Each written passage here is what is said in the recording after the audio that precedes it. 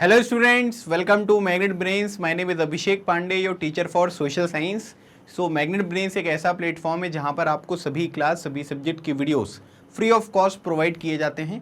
इसका मतलब ये हुआ कि कुछ वीडियोस देखने के बाद ना तो आपको कोई सब्सक्रिप्शन लेना है, ना ही कोई पैकेज परचेज करना है, because best quality content best teachers के साथ आपको फ्री ऑफ कॉस्ट प्रोवाइड किया जाता है। आप मैग्नेट ब्रेन्स को फेसबुक पर, टेलीग्राम पर और इंस्टाग्राम पर भी फॉलो कर सकते हैं सो दैट कोई भी इंपॉर्टेंट अपडेट आप यहाँ पर मिस ना करें। सो आज मैं आपके लिए एक नया सेशन यहाँ पर लेकर आया हूँ और ये जो सेशन यहाँ पर होने वाला है ये क्लास 8th के स्टूडेंट्स के लिए यहाँ पर होगा। ठीक है, मतलब कि आप लोगों ने देख ही लिया होगा कि क्लास 8th के लिए मैं यहाँ पर एक सेशन यहाँ पर प्रोवाइड करूँगा। सोशल साइंस के बारे में डिस्कशन करेंगे और सिविक्स का चैप्टर मैं आपके साथ यहाँ पर कवर करने वाला हूँ। ठीक है, तो इससे पहले अगर आपने एक वीडियो देखा होगा तो उसमें मैंने आप लोगों को ये बताया था कि हम लोग यहाँ पर जो है यूनिट नंबर कौन सी डिस्कस कर रहे हैं भाई, यूनिट नंबर जो 5 है ना, ये हम यहाँ पर डिस्कस कर रहे हैं। और यूनिट नंबर 5 में आपके 2 चैप्टर हैं, एक है चैप्टर नंबर 9 और एक है चैप्टर नंबर 10। तो आज का जो हमारा ये चैप्टर होगा ये कौन सा होगा, ये होगा आपका चैप्टर नंबर 10। और आपको जानकर ये भी खुशी होगी कि ये हमारे सिविक्स की जो बुक है इसका आखिरी चैप्टर है ना। मतलब इसके बाद आपका जो सिविक्स है वो यहाँ पर कंप्लीट हो जाएगा। मतलब फिर आपको सिविक्स के लिए बिल्कुल इस तरीके की वीडियोस जो हैं वो यहाँ पर जो दूसरे सेक्शन है, ठीक है, जैसे इंपॉर्टेंट क्वेश्चंस वगैरह होते हैं वो चीज़ें हम यहाँ पर कवर करेंगे।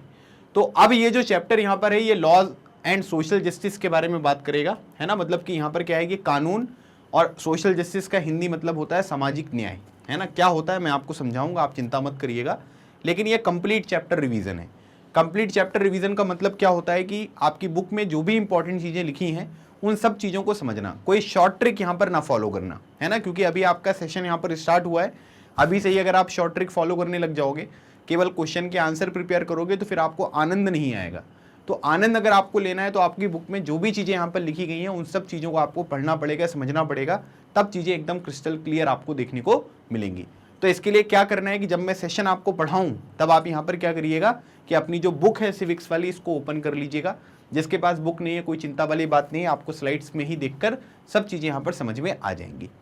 अब थोड़ा सा यहाँ पर क्या करते हैं कि अब आप 8th क्लास में आ गए हो, ठीक है, लेकिन 7th क्लास में देखते हैं कि आपको एक चीज़ यहाँ पर याद है कि नहीं।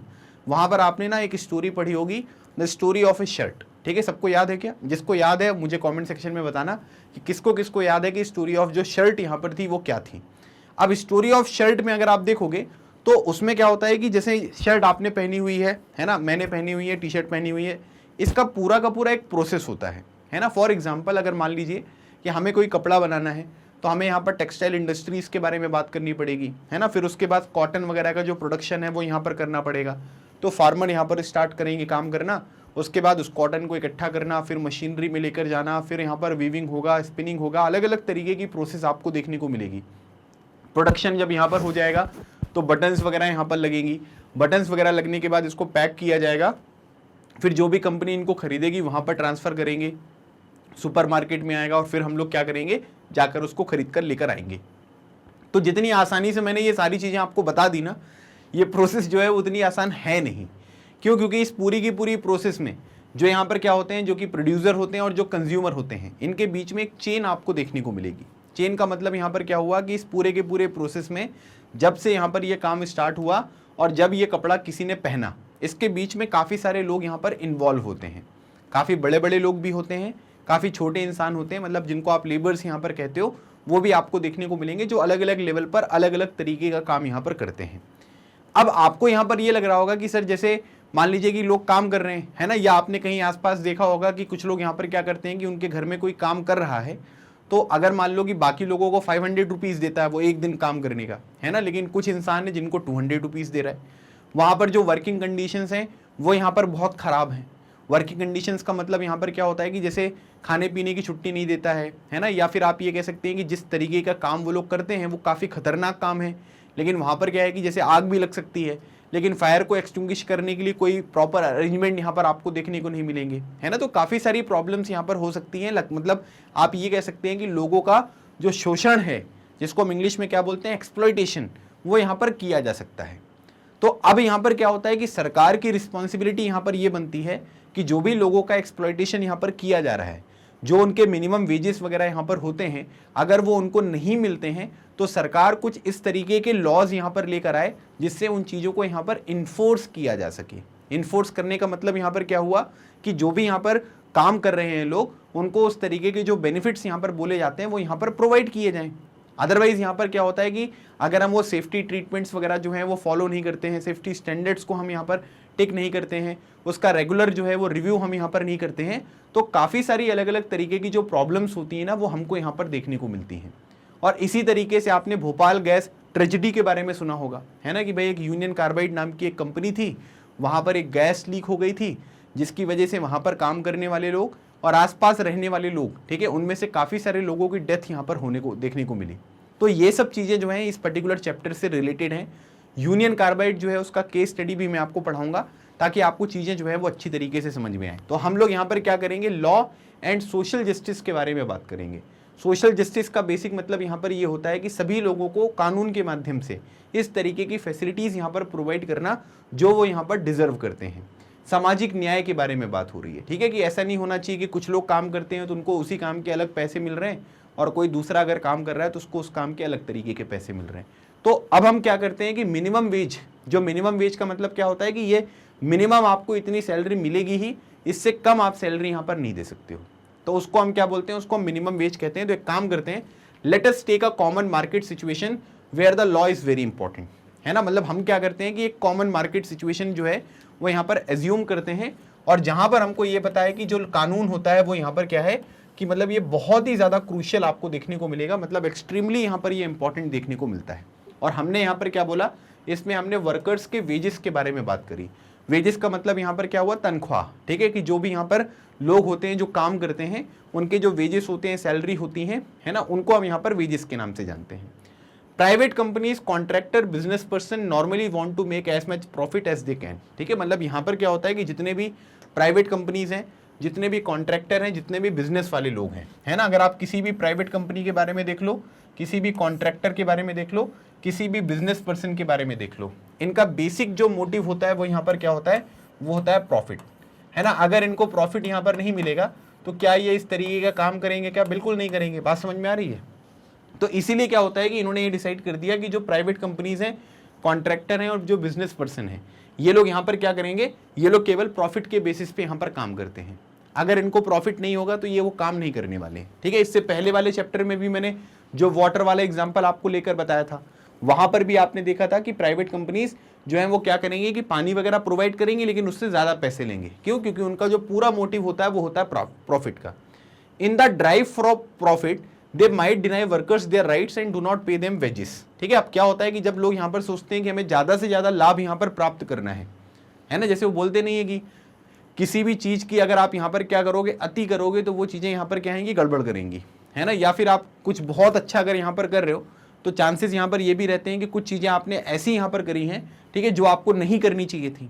तो अब अगर आप देखोगे तो यहाँ पर बोला जा रहा है कि प्रॉफिट के बेसिस पे अगर हम देखेंगे तो यहाँ पर क्या है कि they might deny workers their rights and do not pay them wages, मतलब कि जो वर्कर के अधिकार हैं, जो लोग आपके लिए काम कर रहे हैं, उनको जो अधिकार यहाँ पर मिलने चाहिए, हो सकता है कि आप उनको वो अधिकार ना प्रोवाइड करो, है ना। या फिर ये भी हो सकता है कि आप जो वेजेस वगैरह हैं उनको यहाँ पर प्रोवाइड ना करो।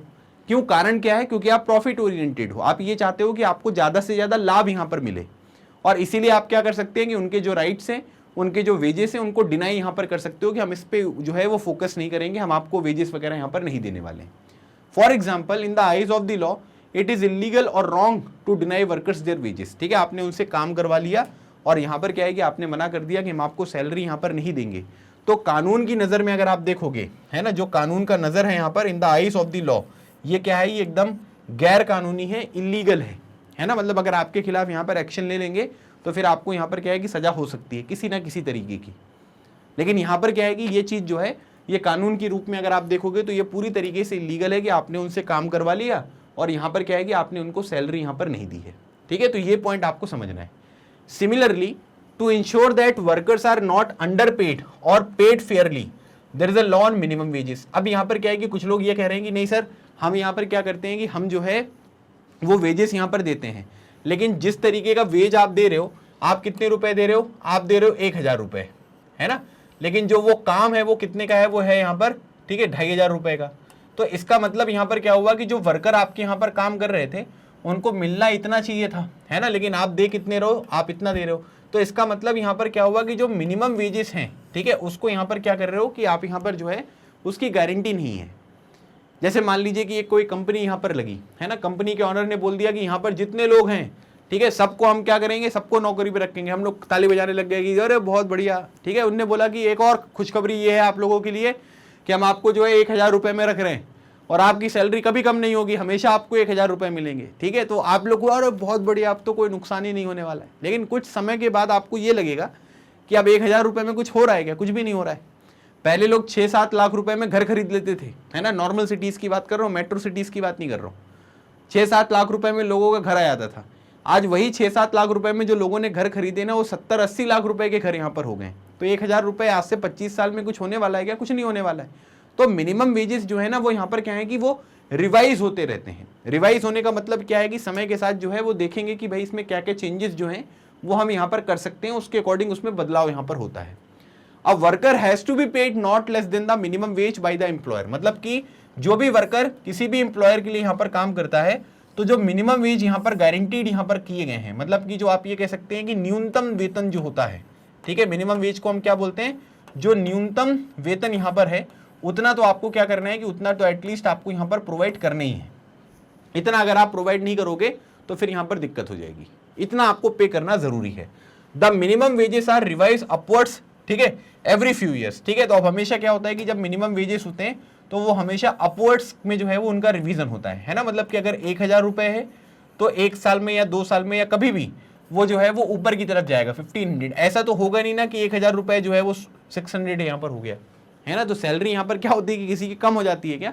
नहीं होती है, ठीक है। वो तो क्या है कि धीरे धीरे समय के साथ जो है वो बढ़ेगी।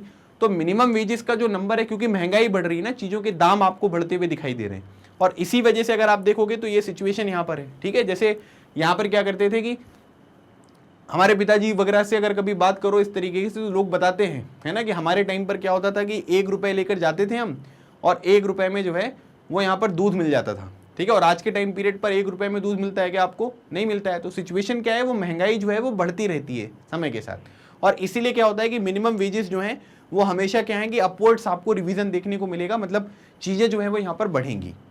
As with the law on minimum wages, ठीक है, which is meant to protect workers, there are also laws that protect the interest of producer and consumer in the market. अब यहाँ पर क्या है कि जैसे अब हमने यहाँ पर क्या किया कि जो मिनिमम वेजेस की बात करी, तो मिनिमम वेजेस के लिए क्या है, हमने एक कानून बना दिया।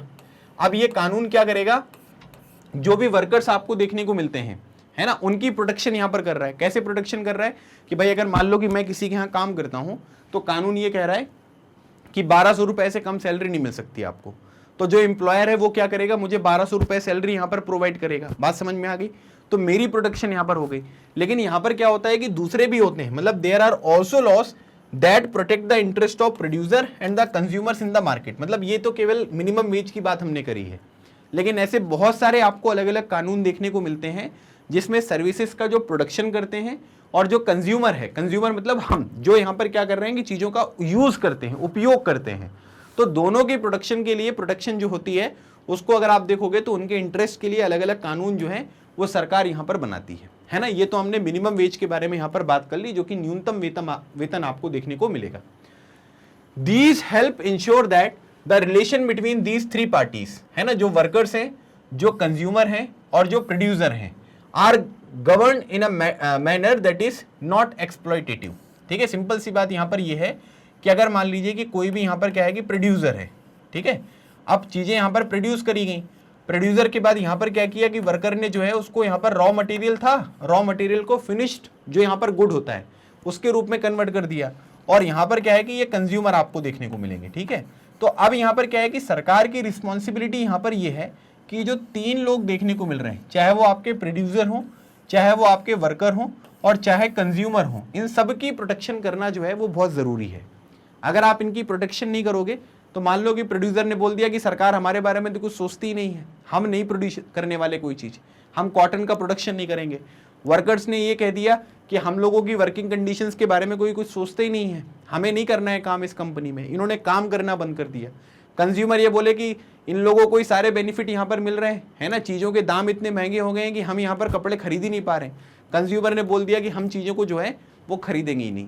तो यहाँ पर क्या है कि इन तीनों के बीच में एक प्रॉपर बैलेंस बनाना बहुत ज़रूरी है ना। अगर आप इन तीनों के बीच में एक प्रॉपर बैलेंस नहीं बनाओगे तो फिर क्या होगा कि किसी न किसी को नुकसान होगा, और उससे फिर क्या है कि पूरा का पूरा जो काम है वो आपको बिगड़ता हुआ दिखाई देता है ना। तो इसीलिए यहाँ पर क्या होता है कि जो लॉज होते हैं वो काफ़ी इंपॉर्टेंट होते हैं, ताकि सब लोगों की यहाँ पर प्रोटेक्शन जो है वो यहाँ पर की जाए। अब जैसे अगर आप देखोगे तो ये अहमदाबाद की बात हो रही है, ठीक है। अहमदाबाद जो है वो कहाँ पर है, गुजरात में है, लेकिन गुजरात की राजधानी जो है वो गांधीनगर है, ठीक है। तो आप देखोगे कि workers in a textile mill in Ahmedabad, ठीक है, ये वर्कर्स हैं, ये टेक्सटाइल मिल आपको देखने को मिलेगा, ठीक है। जैसे आपने एक वेब सीरीज होगी वो देखा होगा, ठीक है, उसका नाम क्या है, स्कैम 1992, 1992 में एक स्कैम हुआ था, ठीक है। तो उसके ऊपर बनाया गया, तो उसमें भी देखेंगे तो उसमें भी जो गुजरात वगैरह वाला एरिया थोड़ा यहाँ पर दिखाया गया है, उसमें यहाँ पर मिल्स वगैरह की बात हो रही है। सो यहाँ पर क्या है कि जो टेक्सटाइल मिल में यहाँ पर वर्कर काम कर रहे हैं उनकी फोटो है। Faced with greater competition from power looms, a majority of the textile mill closed down during the 1980s and 1990s, ठीक है। मतलब क्या हुआ, यहाँ पर ये पावर लूम्स की बात हो रही है। पावर लूम्स का मतलब यहाँ पर क्या हुआ कि आप ये कह सकते हैं कि जो भी बड़े स्केल पर जहाँ पर टोटल कपड़े वगैरह का प्रोडक्शन यहाँ पर होता है, टेक्सटाइल इंडस्ट्रीज को टक्कर मिलने लग गई। अब पावर लूम से जो है वो टोटल यहाँ पर जो टेक्सटाइल है वो प्रोड्यूस अगर हो रहा है, तो जो नॉर्मल टेक्सटाइल इंडस्ट्रीज होती हैं वो क्या होती हैं, वो बंद हो जाती हैं। तो 1980s 90s में अगर आप देखोगे तो गुजरात वगैरह में यहाँ पर क्या हुआ कि बहुत सारी जो टेक्सटाइल इंडस्ट्रीज थी वो यहाँ पर बंद हो गई। Power looms are small unit with 4-6 looms, मतलब आप ये कह सकते हैं कि पावर लूम्स क्या होते हैं कि उसमें एक छोटा सा यूनिट होता है जिसमें 4-6 लूम्स होते हैं। The honours operate them with hired and family labour, ठीक है। मतलब जो भी इसके ऑनर होते हैं वो क्या करते हैं कि कुछ लोगों को हायर कर लेते हैं, या उनके घर में कोई काम करने वाला होता है तो उसके बेसिस पे यहाँ पर ये काम किया जाता है। It is well known that condition of work in the power looms are far, ठीक है, आर फार फ्रॉम सेटिस्फैक्ट्री। मतलब आप ये कह सकते हैं कि पावर लूम जो बहुत छोटी छोटी यूनिट्स यहाँ पर होती थी और उसमें यहाँ पर क्या है कि इस तरीके से काम होता था, तो आप ये कह सकते हैं कि जो वर्किंग कंडीशंस होती थी ना वो बिल्कुल सेटिस्फैक्ट्री भी नहीं होती थी। मतलब आप ये कह सकते हैं कि छोटे से इलाके में इतना सारा प्रोडक्शन वगैरह का काम है, मशीन्स वगैरह भी लगी हुई हैं, तो फिर क्या है कि काम करना उतना आसान नहीं होता था, उतना आप ये कह सकते हैं कि सेटिस्फैक्ट्री कंडीशंस यहाँ पर नहीं होती थी। और इस वजह से यहाँ पर क्या हुआ कि काफ़ी सारी प्रॉब्लम्स जो हैं वो वर्कर्स को यहाँ पर फेस करनी पड़ती थी, है ना, क्योंकि मशीन से आप मशीन भी खराब हो गई, आग लग गई या कुछ भी प्रॉब्लम हो सकती है, तो उसके लिए प्रॉपर अरेंजमेंट जो है वो यहाँ पर होना चाहिए।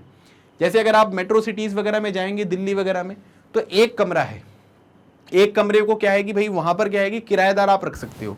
लेकिन अब क्या है कि कोचिंग वगैरह वाले बहुत सारे स्टूडेंट्स जो है वो दिल्ली में आपको देखने को मिलेंगे, तो वो क्या करते हैं कि एक ही कमरे को 2 कमरे में डिवाइड कर देते हैं, और ऐसा कमरा बना दिया है, मतलब कहीं से कुछ भी बना देते हैं ना, कि वहाँ पर क्या है कि अगर कोई फंस जाए तो उसका बाहर निकलना जो है वो यहाँ पर क्या है कि मुश्किल ही नहीं, नामुमकिन है, और काफ़ी सारी प्रॉब्लम्स जो हैं वो आपको देखने को मिलती हैं। तो वर्किंग कंडीशंस जो है वो अच्छा होना। अब तो ये लोग काम कर रहे हैं, तो काम कर रहे हैं तो वर्किंग कंडीशंस और अच्छा करना पड़ेगा, ठीक है। चलिए, अब ये फोटो अगर आप देखोगे तो ये आपके बुक में यहाँ पर मेंशन करी गई है। इसमें कुछ चीज़ें हैं जो मैं आपको बताऊंगा।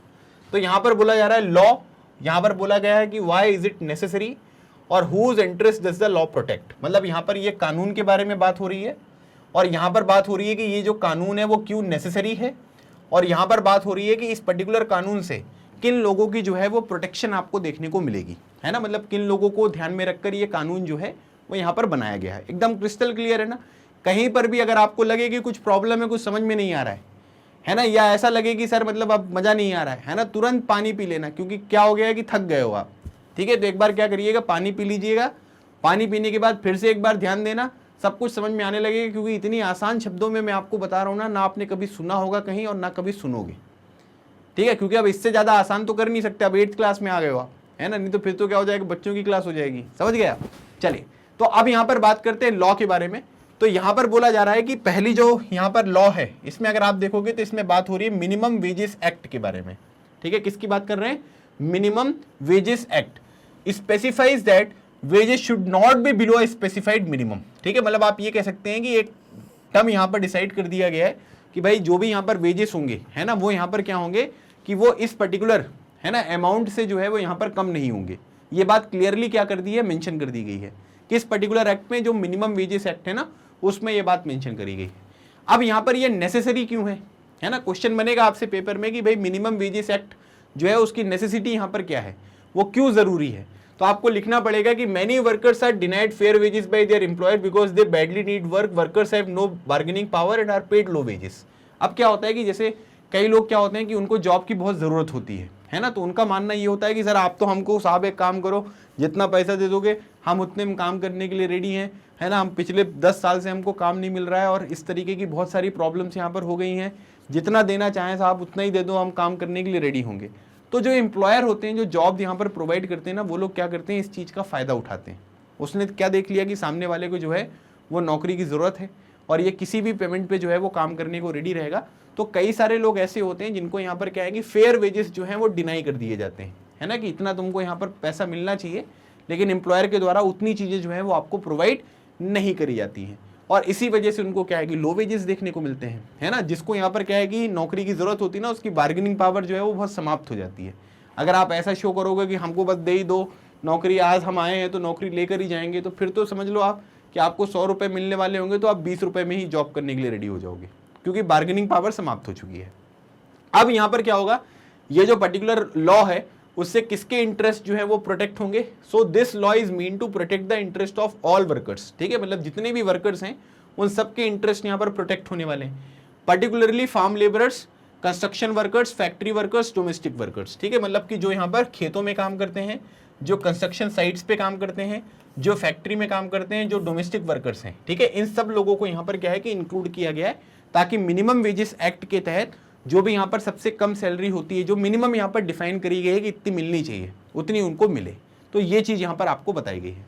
अब उसके बाद अगर आप देखेंगे, law specifying that there be adequate safety measures in work place, for example alarm system, emergency exit, properly functioning and machinery. मतलब ये भी बताया गया है कि भाई अगर कोई भी यहाँ पर इंडस्ट्री है, कोई भी फैक्ट्री वगैरह है, तो वहाँ पर कुछ चीज़ें होना बहुत ज़रूरी है ना। मतलब आप ये कह सकते हैं कि एडिक्वेट जो सेफ्टी मेजर्स होते हैं वो यहाँ पर होना बहुत ज़रूरी है ना। फॉर एग्जाम्पल जैसे देखोगे, अलार्म होना चाहिए, है ना। अगर मान लीजिए कि आप चिल्ला रहे हो, किसी को सुनाई नहीं दिया तो कैसे होगा, तो अलार्म रहेगा तो सबको पता चल जाएगा कि कंडीशन यहाँ पर क्या बन रही है। इमरजेंसी एग्जिट्स होनी चाहिए, ये नहीं कि एक ही गेट है ना, और वो भी यहाँ पर क्या हो गया, लॉक हो गया है, तो फिर बाहर कैसे निकलोगे। आपने देखा है ना, ट्रेन में इमरजेंसी खिड़की होती है, तो उसको आप तोड़ के जो है वो बाहर निकल सकते हो। तो ऐसी चीज़ें होनी चाहिए। फिर उसके बाद यहाँ पर क्या है कि प्रॉपरली जो फंक्शनिंग यहाँ पर मशीनरी है वो यहाँ पर आपको देखने को मिलना चाहिए, है ना। ये सब चीज़ें जो है वो यहाँ पर क्या है कि कानून के माध्यम से जो है वो यहाँ पर आपको प्रोवाइड की जाती है, ताकि हम सभी लोग को एक अच्छी वर्किंग कंडीशंस यहाँ पर मिल पाएँ। जब वर्किंग कंडीशंस अच्छी तरीके से मिलेंगी तभी हम अपना काम जो है वो अच्छी तरीके से कर पाएंगे। फिर उसके बाद law requiring that the quality of goods meet certain prescribed standard, for example electrical appliance have to meet safety standard. अब जो भी आपने यहाँ पर प्रोडक्ट बनाया है, जो भी चीज़ें फैक्ट्री में यहाँ पर बनाई गई हैं, उसमें ये चीज़ें भी इंश्योर करनी होती हैं कि वो पर्टिकुलर जो प्रोडक्ट है ना उसका कुछ स्टैंडर्ड होना चाहिए। ये नहीं कि आपने दुकान में खरीदा और घर जाके लगाया, पता चला फटाका फूट गया और ख़त्म, गेम ख़त्म। आप दुकान वाले के पास लेके गए तो दुकान वाला क्या कह रहा है, दुकान वाला ये कह रहा है कि अरे वो तो आप हमारी दुकान से लेकर गए थे, बस वहीं पर जो है उसकी वारंटी ख़त्म हो गई थी, हमको पैसे मिले और उसकी वारंटी ख़त्म। अरे कैसे ख़त्म भाई साहब, अभी हम बता दें तुमको, ठीक है। फिर क्या बोलना कि ये ऐसा थोड़ा ना होता है कि यहाँ से लेके गए और घर में लगाया तो ख़राब हो जाएगा, है ना। फिर आप क्या करो, उसको मज़ा चखाओ, है ना, कि अभी हम जाएंगे कंज्यूमर फोरम, ठीक है, और तुमको क्या करेंगे, तुमको और सपरिवार सबको बिठाएंगे जेल में।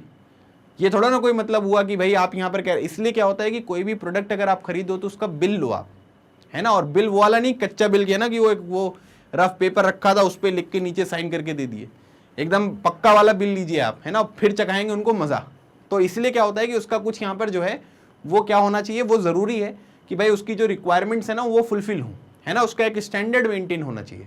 अभी इलेक्ट्रिकल सप्लाई वाले जो इलेक्ट्रिकल अप्लायंसेस वगैरह देखने को मिलते हैं, उनका भी यहाँ पर रेटिंग वगैरह होती है, सब चीज़ें अच्छी तरीके से काम करना चाहिए। फिर उसके बाद नेसेसरी क्यों है, consumer might be put to risk by the poor quality of product such as electrical appliance, food, medicine. अब ये जो पर्टिकुलर रिक्वायरमेंट है ना, जो आपको क्वालिटी मेंटेन करनी है, ये क्यों ज़रूरी है, सिंपल सी बात है ना। इसकी वजह से क्या है कि मान लीजिए कि आपने कोई इलेक्ट्रिकल अप्लायंस यहाँ पर खरीदा, है ना, और आपने क्या कर दिया, उसको जाके आप आयरन करने लग गए और आयरन करते रहे और वो अच्छी तरीके से बना नहीं, और उसके बाद क्या हुआ, वाइब्रेशन स्टार्ट हो गया, मतलब करंट लगना स्टार्ट हो गया, तो फिर तो आपका जीवन खतरे में पड़ जाएगा ना भाई। तो इसलिए क्या होता है कि क्वालिटी को मेंटेन करना जो है वो बहुत ज़रूरी है। तो ये चीज़ आप ध्यान रखिएगा। फिर उसके बाद बोला जा रहा है कि law requiring that the prices of essential goods are not high, for example sugar, kerosene and food. तो अब यहाँ पर क्या होता है कि कुछ चीज़ें ऐसी होती हैं जो क्या होती हैं जिनको हम बोलते हैं इसेंशियल गुड्स। इसेंशियल गुड्स का मतलब यहाँ पर क्या हुआ, इसेंशियल गुड्स का मतलब बहुत सिंपल है कि एक तो होते हैं नॉर्मल गुड्स, है ना, और एक होता है इसेंशियल गुड्स। इसेंशियल गुड्स का मतलब जो बहुत ज़रूरी है, मतलब जिसके बिना जीवन क्या है, अधूरा है। तो वो चीज़ों के दाम जो है ना वो कैसे होने चाहिए, वो बहुत ज़्यादा हाई नहीं होने चाहिए, है ना। जैसे कुछ भी आप देख सकते हैं, जैसे एडिबल ऑयल हो गया, है ना, या फिर आप दूसरी चीज़ें देख सकते हैं, शुगर, केरोसिन वगैरह, ये सब चीज़ों की आवश्यकता रेगुलर बेसिस पे पड़ती है। अगर ये चीज़ें क्या है कि महंगी हो जाएंगी ना, तो उन लोगों को फ़र्क नहीं पड़ेगा जो यहाँ पर क्या है कि जो बहुत अमीर हैं, है ना, उनके लिए ठीक है, इट्स ओके, नो प्रॉब्लम। लेकिन जो यहाँ पर मिडिल क्लास फैमिली है, जो थोड़ा आपको लोअर क्लास में देखने को मिलेगी, इनको बहुत ज़्यादा प्रॉब्लम्स जो हैं वो देखने को मिलती हैं, ठीक है। तो वो चीज़ भी हमको यहाँ पर समझना है।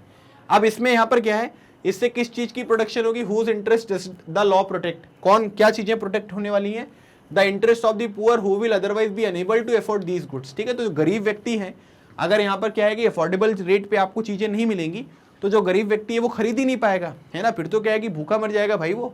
तो इसलिए क्या होता है कि ये सरकार को इंश्योर करना पड़ता है कि भाई जो एसेंशियल गुड्स होते हैं उनके दाम महंगे ना हो। फिर उसके बाद बोला जा रहा है कि law requiring that factories do not pollute air और वाटर, है ना, मतलब कि कुछ कानून ऐसे भी होते हैं जो फैक्ट्रीज को यहाँ पर ये बोलेंगे कि भाई एयर और वाटर जो है उसको पॉल्यूट मत करो, है ना, क्योंकि एयर पॉल्यूशन होगा, वाटर पॉल्यूशन होगा तो मनुष्य को भी जो है वो नुकसान होगा, इन्वायरमेंट को भी नुकसान होगा, और जो दूसरे जीव जंतु हैं उनको भी प्रॉब्लम्स होंगी, है ना। तो कानून यहाँ पर ये भी कहता है कि भाई जो फैक्ट्रीज हैं वो यहाँ पर क्या है कि पॉल्यूट ना करें। फिर उसके बाद law against child labour in work place, है ना, मतलब कि जो यहाँ पर लॉ होते हैं, जो चाइल्ड लेबर की बात हो रही है ना, कि भाई चाइल्ड लेबर का मतलब बच्चों से आप यहाँ पर क्या करवाओगे, फैक्ट्रीज में काम नहीं करवाओगे। ये नहीं कि फटाके बना रहे हो आप, दीपावली आने वाली तो बच्चों से फटाके बनवा रहे हो आप, है ना। आर्टिकल 24 में ये बात जो है वो क्लियरली बता दी गई है कि छोटे बच्चों से यहाँ पर आपको जो है किसी भी तरीके का कोई भी खतरनाक काम आपको नहीं करवाना है ना। इससे किसकी प्रोटेक्शन होगी, बच्चों की प्रोटेक्शन होगी, ठीक है। फिर उसके बाद है law to form workers union association, है ना, मतलब यहाँ पर क्या है कि जो वर्कर्स हैं किसी भी इंडस्ट्री में, किसी भी फैक्ट्री में काम करें, तो कानून यहाँ पर उनको ये जो है वो लिबर्टी यहाँ पर देता है कि वो लोग क्या कर सकते हैं कि यूनियन वगैरह और जो एसोसिएशन वगैरह है वो यहाँ पर बना सकते हैं, है ना। जैसे आपने देखा होगा ना कि कई लोग होते हैं, ट्रेड यूनियन वगैरह आपको देखने को मिलेंगे, कोई भी कंपनी वगैरह होती है उसके यूनियन देखने को मिलते हैं। तो कोई भी वर्कर एसोसिएशन वगैरह अगर आपको देखने को मिलता है तो वहाँ पर क्या कर सकते हो कि आप यूनियन और जो भी अलग अलग तरीके के ग्रुप्स वगैरह वो बना सकते हो। इससे क्या होने वाला है, by organising themselves into the unions workers can use their combined power to demand fair wages and better working conditions, ठीक है। अब यहाँ पर क्या होगा कि एक यूनियन जब यहाँ पर बन जाता है तो यहाँ पर क्या है कि एक कलेक्टिव वॉइस निकल कर आएगी। अभी मैं अकेले यहाँ पर कुछ बोलूंगा तो हो सकता है कि मेरी बात जो है वो कोई माने या ना माने, है ना, कोई पीट दे मुझको, बोले चलो हटो यहाँ से साइड में। लेकिन जब यहाँ पर क्या होगा कि पूरा का पूरा एक ग्रुप यहाँ पर काम करेगा, तब आप यहाँ पर ये कह सकते हैं कि कोई इश्यू यहाँ पर नहीं होने वाला है। लोग क्या करेंगे कि आपकी डिमांड को सुनेंगे, आपकी जो भी रिक्वायरमेंट है उनको फुलफिल करेंगे। तो इसीलिए क्या होता है कि कलेक्टिव वॉइस जो है ये बहुत ज़्यादा आपको इंपॉर्टेंट यहाँ पर देखने को मिलती है। इसलिए कानून जो है वो आपको लिबर्टी यहाँ पर देखता है कि आप इस तरीके के जो एसोसिएशन है, यूनियंस वगैरह हैं, वो सब चीज़ें आप यहाँ पर बना सकते हैं, ठीक है। तो अब यहाँ पर क्या है कि कानून में ये सब तो चीज़ें यहाँ पर लिखी हुई हैं कि ऐसा होना चाहिए, इस तरीके से ज़रूरत है ना, इस तरीके से सरकार को काम करना चाहिए। लेकिन क्या होता है कि कोई भी लॉ जब तक उसका ग्राउंड लेवल पर इम्प्लीमेंटेशन नहीं होता है, ग्राउंड लेवल पर इम्प्लीमेंटेशन का मतलब यहाँ पर क्या हुआ कि जहाँ पर वो चीज़ें हमको इम्प्लीमेंट करनी है, इन्फोर्स करनी है, जहाँ पर वो चीज़ें नहीं होंगी तो आप यहाँ पर ये कह सकते हैं कि फिर कोई अर्थ यहाँ पर नहीं निकलता है। और इसीलिए हमको ये ध्यान रखना है कि but merely making laws is not enough, है ना, केवल कानून बना दिए तो वो इतना आवश्यक नहीं होगा। जब तक हम उसका इम्प्लीमेंटेशन नहीं करेंगे तब तक कोई रिजल्ट जो है वो आपको देखने को नहीं मिलेगा। तो अब ये गवर्नमेंट की रिस्पॉन्सिबिलिटी यहाँ पर ये बनती है कि आप क्या करोगे, जो भी कानून यहाँ पर बने हैं, है ना, उनका इम्प्लीमेंटेशन यहाँ पर करो, मतलब उन पर्टिकुलर लॉज को यहाँ पर इन्फोर्स करना बहुत ज़रूरी है। अगर आप केवल क्या करोगे कि लॉ बना दोगे तो उससे यहाँ पर काम नहीं होने वाला है, जब तक उसका इन्फोर्समेंट नहीं होगा। इन्फोर्समेंट का मतलब यहाँ पर क्या होता है कि उस पर्टिकुलर लॉ को सही तरीके से लागू करना, है ना। जब तक ये लागू करना यहाँ पर नहीं होगा, आप यहाँ पर ये कह सकते हैं कि बाकी चीज़ें जो है वो आप नहीं कर पाओगे। उसका जब ग्राउंड लेवल पर इम्प्लीमेंटेशन नहीं होगा तो उसके जो बेनिफिट्स यहाँ पर लोगों को मिलने चाहिए वो बेनिफिट्स यहाँ पर नहीं मिल पाते हैं। इन्फोर्समेंट जो है वो तब और भी ज़्यादा नेसेसरी यहाँ पर हो जाता है जब आप यहाँ पर क्या कर रहे हो कि कोई आपने कानून बनाया है ना, या फिर आप ये कह सकते हैं कि कोई जो लॉ है वो आपने बनाया है और उसका इन्फोर्समेंट तब और भी ज़्यादा नेसेसरी यहाँ पर ये हो जाएगा जब आप उस कानून के माध्यम से, है ना, किसी कमज़ोर व्यक्ति को जो यहाँ पर स्ट्रांग लोग हैं उनसे यहाँ पर प्रोटेक्ट कर रहे हो। इसका मतलब यहाँ पर क्या हुआ कि जैसे मान लीजिए कि कोई वर्कर्स हैं, वर्कर्स का प्रोटेक्शन आप यहाँ पर कर रहे हो किससे? एम्प्लॉयर से। एम्प्लॉयर क्या है भाई? वो थोड़ा सा पावरफुल लोग हैं, स्ट्रांग लोग हैं। वर्कर्स यहाँ पर क्या है कि उनके पास ज़्यादा कुछ नहीं, बस उनको काबिलियत है भाई, वो काम यहाँ पर कर पाते हैं। तो वर्कर्स को आप यहाँ पर क्या कर रहे हो कि प्रोटेक्ट कर रहे हो। किससे प्रोटेक्ट कर रहे हो? जो एम्प्लॉयर हैं। तो अब इस पर्टिकुलर टाइम पीरियड पर आप ये देख सकते हैं कि एक कमजोर इंसान जो है उसकी प्रोटेक्शन यहाँ पर आप इंश्योर कर रहे हो एक कानून के माध्यम से। कौन, किससे सुरक्षा आप करवा रहे हो? जो यहाँ पर थोड़े से स्ट्रांग लोग हैं। तो हमें क्या करना पड़ेगा? हमें जो है आप ये कह सकते हैं कि जो इन्फोर्समेंट है वो और अच्छी तरीके से यहाँ पर इंश्योर करना पड़ेगा, ताकि हम जो भी कानून है उसका इम्प्लीमेंटेशन सही तरीके से कर पाए। जैसे मान लीजिए कि to ensure that every workers get fair wages, है ना। अब जैसे हम ये चाहते हैं कि भाई हमने ये डिसाइड किया है कि मिनिमम वेजेस का यहाँ पर क्या है कि कॉन्सेप्ट है, इतना यहाँ पर मिलना चाहिए, और साथ ही साथ यहाँ पर क्या है कि फेयर वेजेस हैं। फेयर वेजेस का मतलब यहाँ पर क्या हुआ कि कोई भी काम है, अगर वो काम यहाँ पर करवा रहे हो आप उससे, तो उसके अकॉर्डिंग जो है उसको यहाँ पर आपको सैलरी वगैरह जो है वो यहाँ पर प्रोवाइड करनी पड़ेगी। तो सिंपल सी बात यहाँ पर ये कह सकते हैं कि every workers get fair wages. अगर आप ये इंश्योर करना चाहते हो तब यहाँ पर क्या करना पड़ेगा? Government has to regularly inspect work sites and punish those who violate the laws. तो सिंपल सी बात ये है कि अगर आप ये चाहते हैं कि सब लोगों को फेयर वेजेस यहाँ पर मिले, तो सरकार की जिम्मेदारी यहाँ पर ये बनती है कि जो भी इंडस्ट्रीज़ हैं या भी जो भी आपके वहाँ पर एरिया में काम करने वाली कंपनीज़ हैं, उनको आप रेगुलर बेसिस पे उनका इंस्पेक्शन करो। आप देखो कि भाई वहाँ पर कितने वेजेस मिलते हैं, किस तरीके से मिलते हैं, है ना। उनके अकाउंट्स को थोड़ा सा जांच पड़ताल करो, और अगर सब कुछ ठीक है तब तो कोई बात ही नहीं है।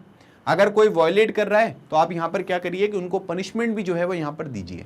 तो जब तक लॉ में यहाँ पर कोई भी जो है वो आप रेगुलर बेसिस पे जो है चेकअप नहीं करोगे, है ना, फिर उसके बाद जो वॉयलेट करते हैं उनको पनिशमेंट नहीं दोगे, जो सही तरीके से फॉलो करते हैं उनको रिवॉर्ड यहाँ पर नहीं दोगे, तब तक क्या है कि उस पर्टिकुलर कानून का जो पर्पस यहाँ पर आपने डिसाइड किया था कि भाई इस पर्पस को हम इस कानून से यहाँ पर फुलफिल करेंगे, वो चीज़ें यहाँ पर हो नहीं पाएंगी।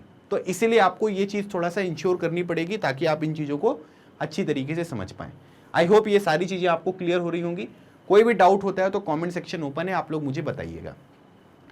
अगली बात है कि व्हेन वर्कर्स आर पुअर और powerless, the fear of losing future earnings और फेसिंग, ठीक है, reprisals often forces them to allow accept low wages. मतलब आप ये कह सकते हैं कि जब कोई भी काम करने वाला व्यक्ति थोड़ा सा पुअर होता है ना, उसके पास पावर नहीं होती है, तो आप यहाँ पर ये कह सकते हैं कि अगर मान लीजिए कि उसके दिमाग में ये आएगा कि भाई मेरे लिए अर्निंग्स जो है ये बहुत इंपॉर्टेंट है ना, अगर मुझे पैसा नहीं मिलेगा तो मेरी लाइफ जो है वो नहीं चल पाएगी, मेरे ऊपर जो दूसरे लोग यहाँ पर डिपेंडेंट हैं उनकी लाइफ को भी यहाँ पर खतरा हो जाएगा। तो फिर वो क्या करता है, और सामने वाले ने ये कह दिया कि भाई हम क्या करेंगे कि आपको जो यहाँ पर नौकरी वगैरह है ना, या फिर आप ये कह सकते हैं कि जो वेजेस हैं वो हम आपको उतने नहीं देंगे जितना हम आपको बता रहे हैं, बस केवल उतने ही वेजेस आपको मिलेंगे। तो अब क्या करेगा सामने वाला इंसान जो है वो ये बोल देगा कि चलो ठीक है भाई, जितना तुम कह रहे हो उतने में ही मुझे यहाँ पर सैलरी दे दो, उतने में ही मेरा काम बन जाएगा। तो वो यहाँ पर क्या करेगा कि जो आप यहाँ पर लो वेजेस जो है ना, वो भी यहाँ पर वो एक्सेप्ट कर लेगा कि ठीक है जितना आपने बताया है उतने में ही मैं चीज़ों को यहाँ पर समझ लेता हूँ।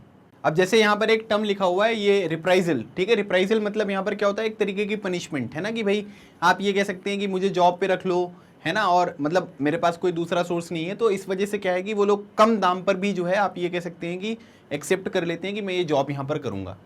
जो भी यहाँ पर जॉब देने वाले होते हैं know this well and use their power to pay workers less than the fair wage, ठीक है। और वो यहाँ पर क्या होता है कि वो लोग बोल देते हैं कि ठीक है हम आपको जॉब नहीं दे सकते, जॉब हमारे पास नहीं है ना, या आपको हम इतनी सैलरी पर ही देंगे। तो वो लोग का अपना अपना टेक्निक होता है, और वो क्या करते हैं कि मतलब जो आप ये कह सकते हैं कि workers less than the fair wage, मतलब कि जितना यहाँ पर फेयर वेज होना चाहिए, मतलब जितना आप ये कह सकते हैं कि रिक्वायर्ड है ना, कि भाई इंसान को जो है जो भी वर्कर है उसको इतनी सैलरी यहाँ पर मिलनी चाहिए, सो जितनी रिक्वायर्ड होती है उतनी सैलरी यहाँ पर नहीं मिलती है। तो ये सभी एम्प्लॉयर्स को पता होता है और इसी वजह से वो इस तरीके से यहाँ पर काम करते हैं।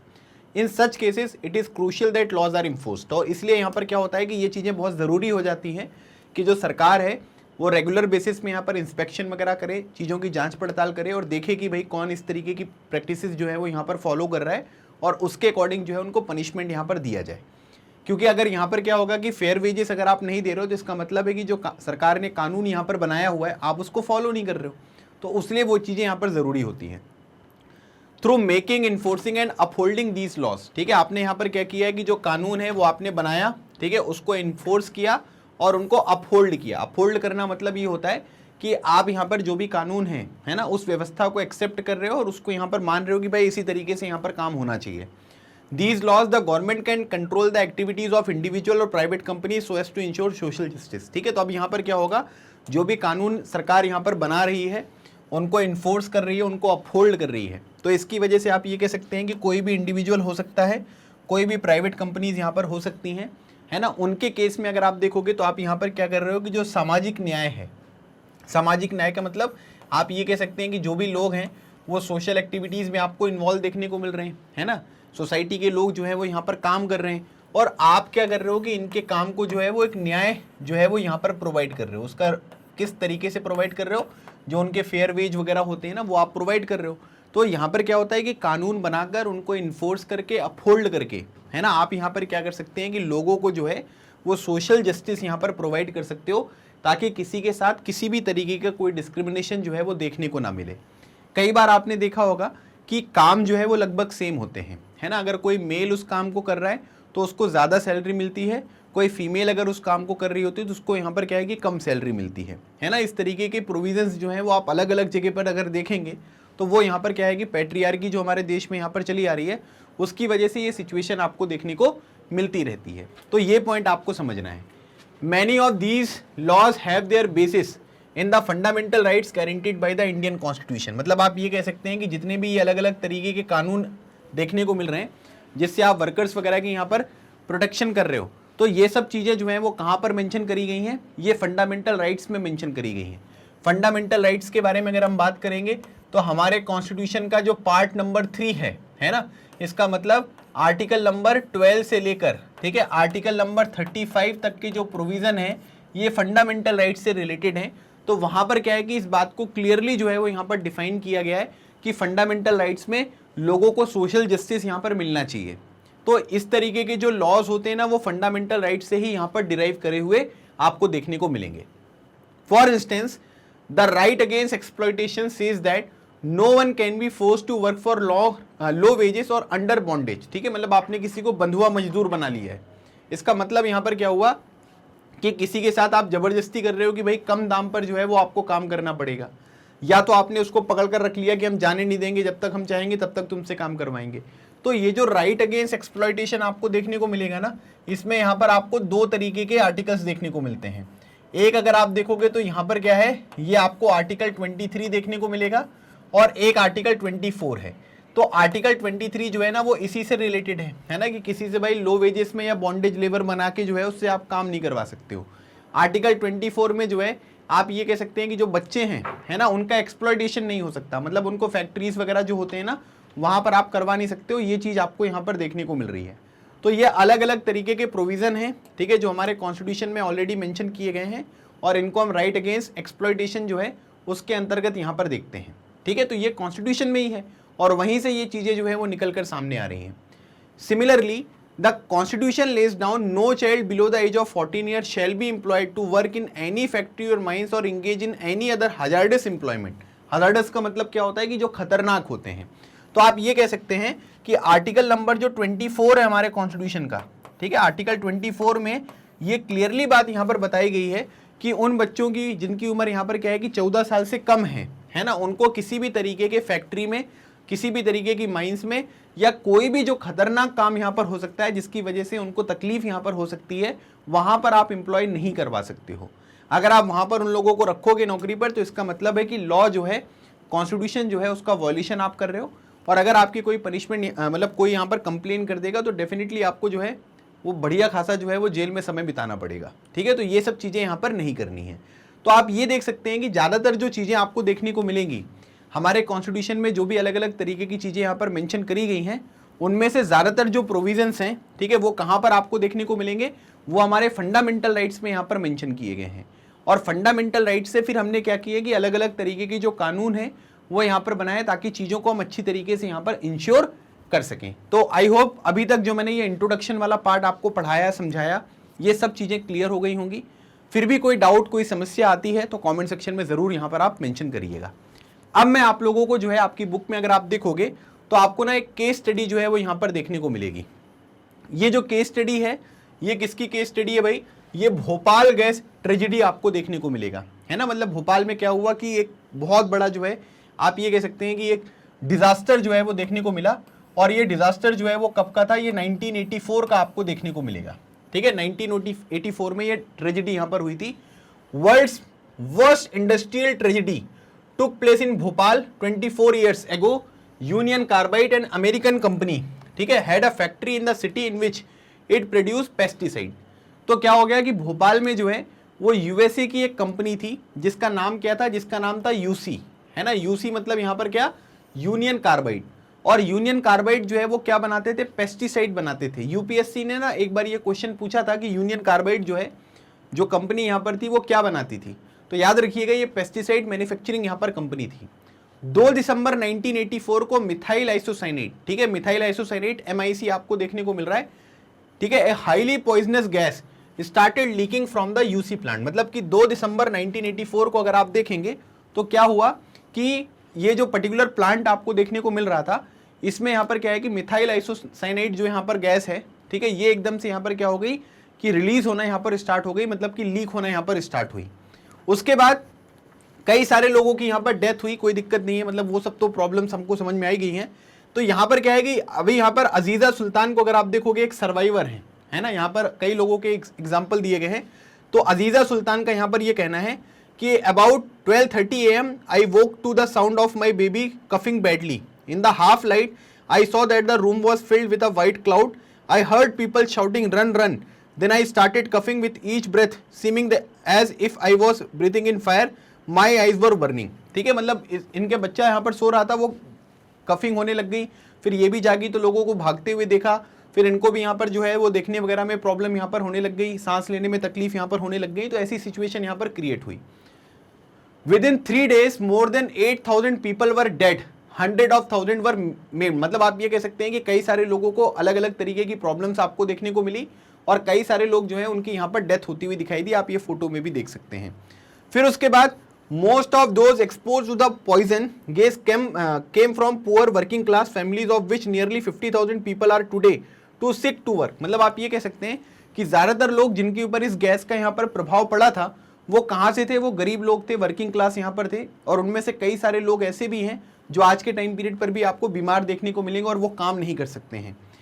Among those who survived, many developed severe respiratory disorder, eye problems and other disorder। बहुत सारे लोग जिनकी यहाँ पर जान बच गई थी, आप ये कह सकते हैं कि किसी को सांस लेने में तकलीफ हो गई, किसी को यहाँ पर आई से रिलेटेड यहाँ पर प्रॉब्लम हो गई, और किसी को और बीमारियाँ यहाँ पर लग गई। मतलब सर्वाइवर्स को भी बहुत ज़्यादा प्रॉब्लम यहाँ पर फेस करने को मिली। चिल्ड्रन डेवलप, जो भी यहाँ पर पेकुलर एबनॉर्मलिटीज़ हैं, ठीक है, like the girl in the photo, आप ये देख सकते हैं कि काफ़ी सारी एबनॉर्मलिटीज़ वगैरह जो है वो आपको देखने को मिली। मतलब जो लोग यहाँ पर बच भी गए थे उनके साथ भी यहाँ पर कुछ अच्छा नहीं हुआ, क्योंकि किसी न किसी तरीके की जो प्रॉब्लम्स थी वो आपको देखने को मिली। फिर आप ये देख सकते हैं the disaster was not an accident, ये एक एक्सीडेंट नहीं था। Union Carbide had deliberately ignored the essential safety measure in order to cut cost.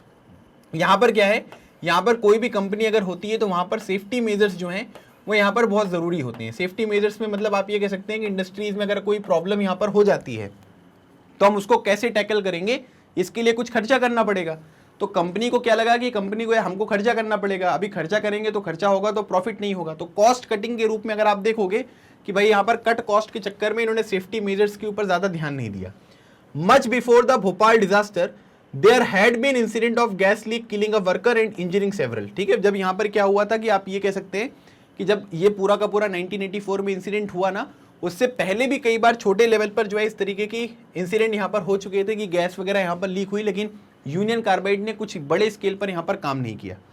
Despite the overwhelming evidence pointing to the UC as a responsible for the disaster, it refuse to accept responsibility. सब लोग ये कह रहे थे कि union carbide की responsibility है, उसको लेनी पड़ेगी, उसकी वजह से डिजास्टर हुआ, लेकिन उसने नहीं लिया। In the ensuing legal battle, the government represented the victim in a civil case against UC.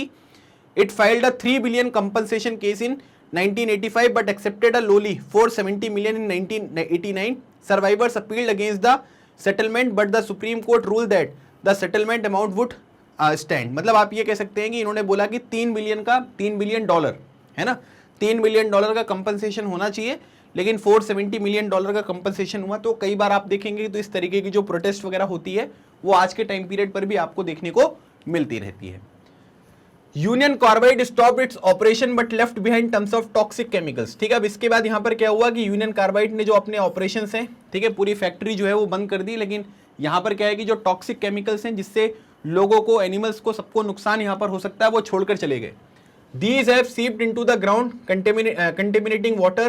Dow Chemicals, the company who now opened the plant, refuses to take responsibility for cleanup. ठीक है, तो आप ये कह सकते हैं कि जैसे अलग अलग तरीके की जो चीज़ें हैं, है ना, जैसे कोई भी आप यहाँ पर वेस्ट छोड़ के जाओगे तो ज़मीन में जाएगा, तो ग्राउंड वाटर वगैरह कंटेमिनेट होगा, और उसके बाद जो केमिकल वगैरह की कंपनी दोबारा यहाँ पर आई है, तो आप ये कह सकते हैं उन्होंने बोल दिया कि हम पुरानी चीज़ों को साफ़ नहीं करेंगे, हम नए आए हैं तो नए तरीके से यहाँ पर काम करेंगे। 24 years later people are still fighting for justice। मतलब 24 साल करीब आप यहाँ पर देख सकते हैं, 84 में हुआ था, ठीक है, अब समय बदल गया, एनसीईआरटी में 24 से लिखा हुआ है। For safe drinking water, for health care facilities and jobs for the people poisoned by Union Carbide, they also demand that Anderson the UC chairman who faces criminal charges be prosecuted. ठीक है, अब तो Anderson की जो है वो death हो गई है, ठीक है, लेकिन यहाँ पर क्या हुआ था कि जो यूनियन कार्बाइड कंपनी का जो मालिक था ना, एंडरसन, ठीक है, वो भारत छोड़कर भाग गया था, ठीक है, तो उसको हम वापस भी लेकर नहीं आ पाए। तो ये पूरा का पूरा यूनियन कार्बाइड जो है, ठीक है, इसका ये एक्सीडेंट था जिसमें ये अलग अलग तरीके की चीज़ें देखने को मिली। ठीक है, ये समझ में आ गया ना। तो अब मुझे आपको ये बताना है कि जो मिथाइल आइसोसाइनेट है इसका फॉर्मूला क्या होता है। ठीक है, ये मुझे आप कमेंट सेक्शन में बताइएगा। मैंने आपको सारी डिटेल्स वगैरह जो है वो यहाँ पर बता दी हैं, कितने सारे लोगों की डेथ हुई ये भी आपको देखने को मिलेगा। ठीक है, और उसके बाद यहाँ पर क्या है कि बहुत सारे भोपाल मेमोरियल हॉस्पिटल भी आपको देखने को मिलेगा, है ना, ये जो गैस पीड़ित वाले लोग थे उनके लिए यहाँ पर भोपाल मेमोरियल हॉस्पिटल भी देखने को मिलता है। तो काफ़ी सारे कंपनसेशन दिए गए, but they were not sufficient. अब हम बात करेंगे what is a workers worth. आपकी बुक में अगर आप देखोगे तो इस फोटो के खत्म होने के बाद अगली जो हेडिंग है यहाँ पर वो है कि एक वर्कर की वर्थ यहाँ पर क्या होती है। ठीक है, वर्थ मतलब value. If we are to understand the events leading to the Bhopal disaster, we have to ask why did Union Carbide set up its plant in India. सबसे पहला क्वेश्चन यहाँ पर ये आएगा कि अगर हम लोगों को यहाँ पर ये सोचना है कि मतलब ये जो भोपाल में गैस लीक यहाँ पर हुई थी, ये जो डिजास्टर आपको देखने को मिला था, है ना, ये भोपाल में कैसे हुआ, तो अगर हम इस चीज़ को यहाँ पर ये समझेंगे तो पहला क्वेश्चन तो यहाँ पर ये आएगा कि सर ये जो यूनियन कार्बाइड कंपनी थी ये तो यूएस की कंपनी थी, है ना, तो ये भारत में क्यों आ गए सर, ये यूएस में क्यों काम नहीं कर रहे थे, भारत में काम कर लेते।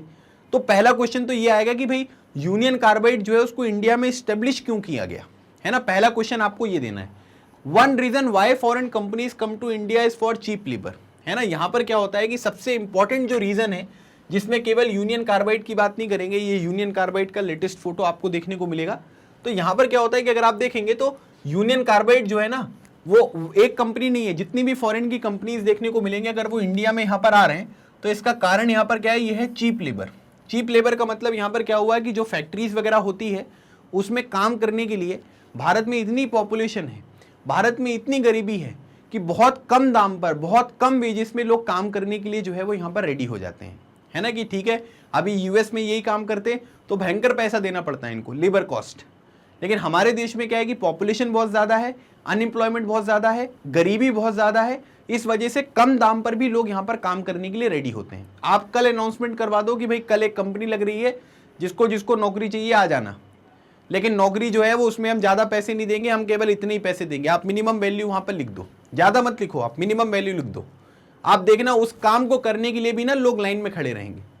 तो इसका कारण क्या है, क्योंकि भारत में जो लेबर है ना, जो लेबर काम करेगा वो बहुत चीप है, मतलब उसको ज़्यादा पैसे देने की आवश्यकता नहीं। Wages that the companies pay to workers से in the USA are far higher than what they have to pay to workers in the poor countries like India. जो गरीब कंट्रीज हैं वहां पर क्या होता है कि कंपनीज को कम पैसे देने होते हैं। अभी यही काम जो है अगर वो यूएसए में कराते ना तो उनका क्या होता है कि हालत खराब हो जाती, लेकिन यहाँ पर क्या है कि इंडिया में जो है वो पुअर कंट्रीज, गरीब कंट्री है, तो यहाँ पर कम दाम में ही काम हो जाएगा। फॉर लोअर पे companies can get longer hours of work. ठीक है, और दूसरी इंपॉर्टेंट बात यहाँ पर क्या है कि भारत में जो लेबर है ना वो उतना अवेयर नहीं है, और इसी वजह से यहाँ पर क्या होता है कि उनसे ना घंटों घंटों काम करवाएंगे, 8 घंटे, 10 घंटे, 12 घंटे, इस तरीके से काम करवाया जाएगा। जो कॉन्ट्रैक्टर वगैरह होते हैं उनको भी पता है कि किस तरीके से जो यहाँ पर लेबर है उनको गोली पिलानी है, 12 घंटे काम करवाना है या 14 घंटे काम करवाना है। ठीक है, समझ में आ रहा है। तो इसीलिए क्या होता है कि कम पैसे भी देंगे और उनसे जो काम है वो भी यहाँ पर क्या होगा, लॉन्गर आवर्स के लिए देखने को मिलेगा, मतलब ज्यादा टाइम के लिए वो यहाँ पर काम करते हुए आपको दिखाई देंगे। तो ये चीज भी आपको यहाँ पर समझनी है कि ये कंडीशन भी यहाँ पर क्रिएट हो रही है। Additional expenses such as for housing facilities for workers are, ठीक है, आर ऑल्सो फीवर, मतलब आप ये कह सकते हैं कि जो हाउसिंग फैसिलिटीज वगैरह होती हैं, है ना, आसपास के स्लम एरिया में आपको देखने को मिलेंगे, है ना, वहां पे अगर अभी बड़े किसी डेवलप्ड कंट्रीज वगैरह में देखोगे तो उनको हाउसिंग फैसिलिटीज वगैरह भी अच्छी प्रोवाइड करनी पड़ेगी। लेकिन यहाँ पर क्या है कि यहाँ पर कोई बहुत ज्यादा जो है वो खर्चा नहीं करना पड़ता, है ना, मतलब जो उनकी हाउसिंग फैसिलिटीज हैं वो भी आपको यहाँ पर कम देखने को मिलेगी। 10 companies can save cost and earn higher profit. अब इससे क्या होगा कि आप ये देख सकते हैं कि जो वेजेस हैं वो यहाँ पर कम हो गए, ठीक है, जो वेजेस हैं वो यहाँ पर कम हो गए, फिर हाउसिंग वगैरह के ऊपर जो यहाँ पर खर्च हैं वो आपको कम देखने को मिल रहे हैं, ठीक है। तो ऑब्वियसली हमको एक बात यहाँ पर ये समझ में आ रही है कि कम दाम में इनको ज़्यादा प्रॉफिट जो है वो आपको देखने को मिल रहा है। क्यों? क्योंकि वेजेस भी कम दे रहे हैं और घर वगैरह के जो दूसरी फैसिलिटीज़ वगैरह होती हैं उनमें भी इनको यहाँ पर क्या करना है कि कम पैसे देना है। तो यहाँ पर क्या हो रहा है कि प्रॉफिट हो रहा है कि नहीं हो रहा है, और इसी वजह से आप यहाँ पर कह सकते हैं कि ये जो कंपनीज़ हैं ये भारत में आपको इस्टेब्लिश होती हुई दिखाई दी। Cost cutting can also be done by the other more dangerous means, ठीक है। अब कॉस्ट कटिंग का मतलब ये होता है कि खर्चे काटना, है ना, कि जबरदस्ती के खर्चे नहीं। जैसे कोविड-19 यहाँ पर आया जब, तो आपने देखा कि कई सारे लोगों को क्या किया गया, जॉब से निकाल दिया गया। क्यों? क्योंकि उस टाइम पर उनको कोई मुनाफा नहीं हो रहा था ना। और आप ये देख सकते हैं कि कॉस्ट कटिंग करेंगे तो मुनाफा नहीं हो रहा तो चीज़ें थोड़ा हम लॉस में नहीं जाएंगे। और इसलिए क्या हुआ कि बहुत बड़े बड़े जो अलग अलग यहाँ पर आपको कॉर्पोरेशंस वगैरह देखने को मिलेंगे, उसमें काफ़ी सारे लोगों की जॉब चली गई। तो जो प्रोसेस यहाँ पर होती है उसको बोलते हैं कॉस्ट कटिंग। तो बोला जा रहा है कि कॉस्ट कटिंग जो है वो और भी अलग अलग तरीके के डेंजरस तरीके हैं, उनसे भी हम यहाँ पर कॉस्ट कटिंग कर सकते हैं। भारत में भी यहाँ पर क्या है कि इसी तरीके की चीज़ें देखने को मिलेंगी। Lower working condition including lower safety measure are used as a way of cutting cost. अब यहाँ पर क्या होता है कि जो लोअर सेफ्टी मेजर्स होते हैं, सेफ्टी मेजर्स का मतलब यहाँ पर क्या हुआ कि भाई मशीन्स अच्छी होनी चाहिए, है ना, अलार्म की सुविधा होनी चाहिए। फिर उसके बाद यहाँ पर क्या है कि फायर एक्सटिंग्विशर आपको देखने को मिलने चाहिए, है ना। फिर उसके बाद एग्जॉस्ट फैन लगे होने चाहिए, लाइटिंग वगैरह की व्यवस्था अच्छी तरीके से होनी चाहिए, और भी मेडिकल किट यहाँ पर अवेलेबल होनी चाहिए, ज़्यादा भीड़ भाड़ नहीं होनी चाहिए। समझ में आ रहा है? ये सब क्या है, ये आपके सेफ्टी मेजर्स हैं। लेकिन इसमें क्या है, खर्चे होंगे ना।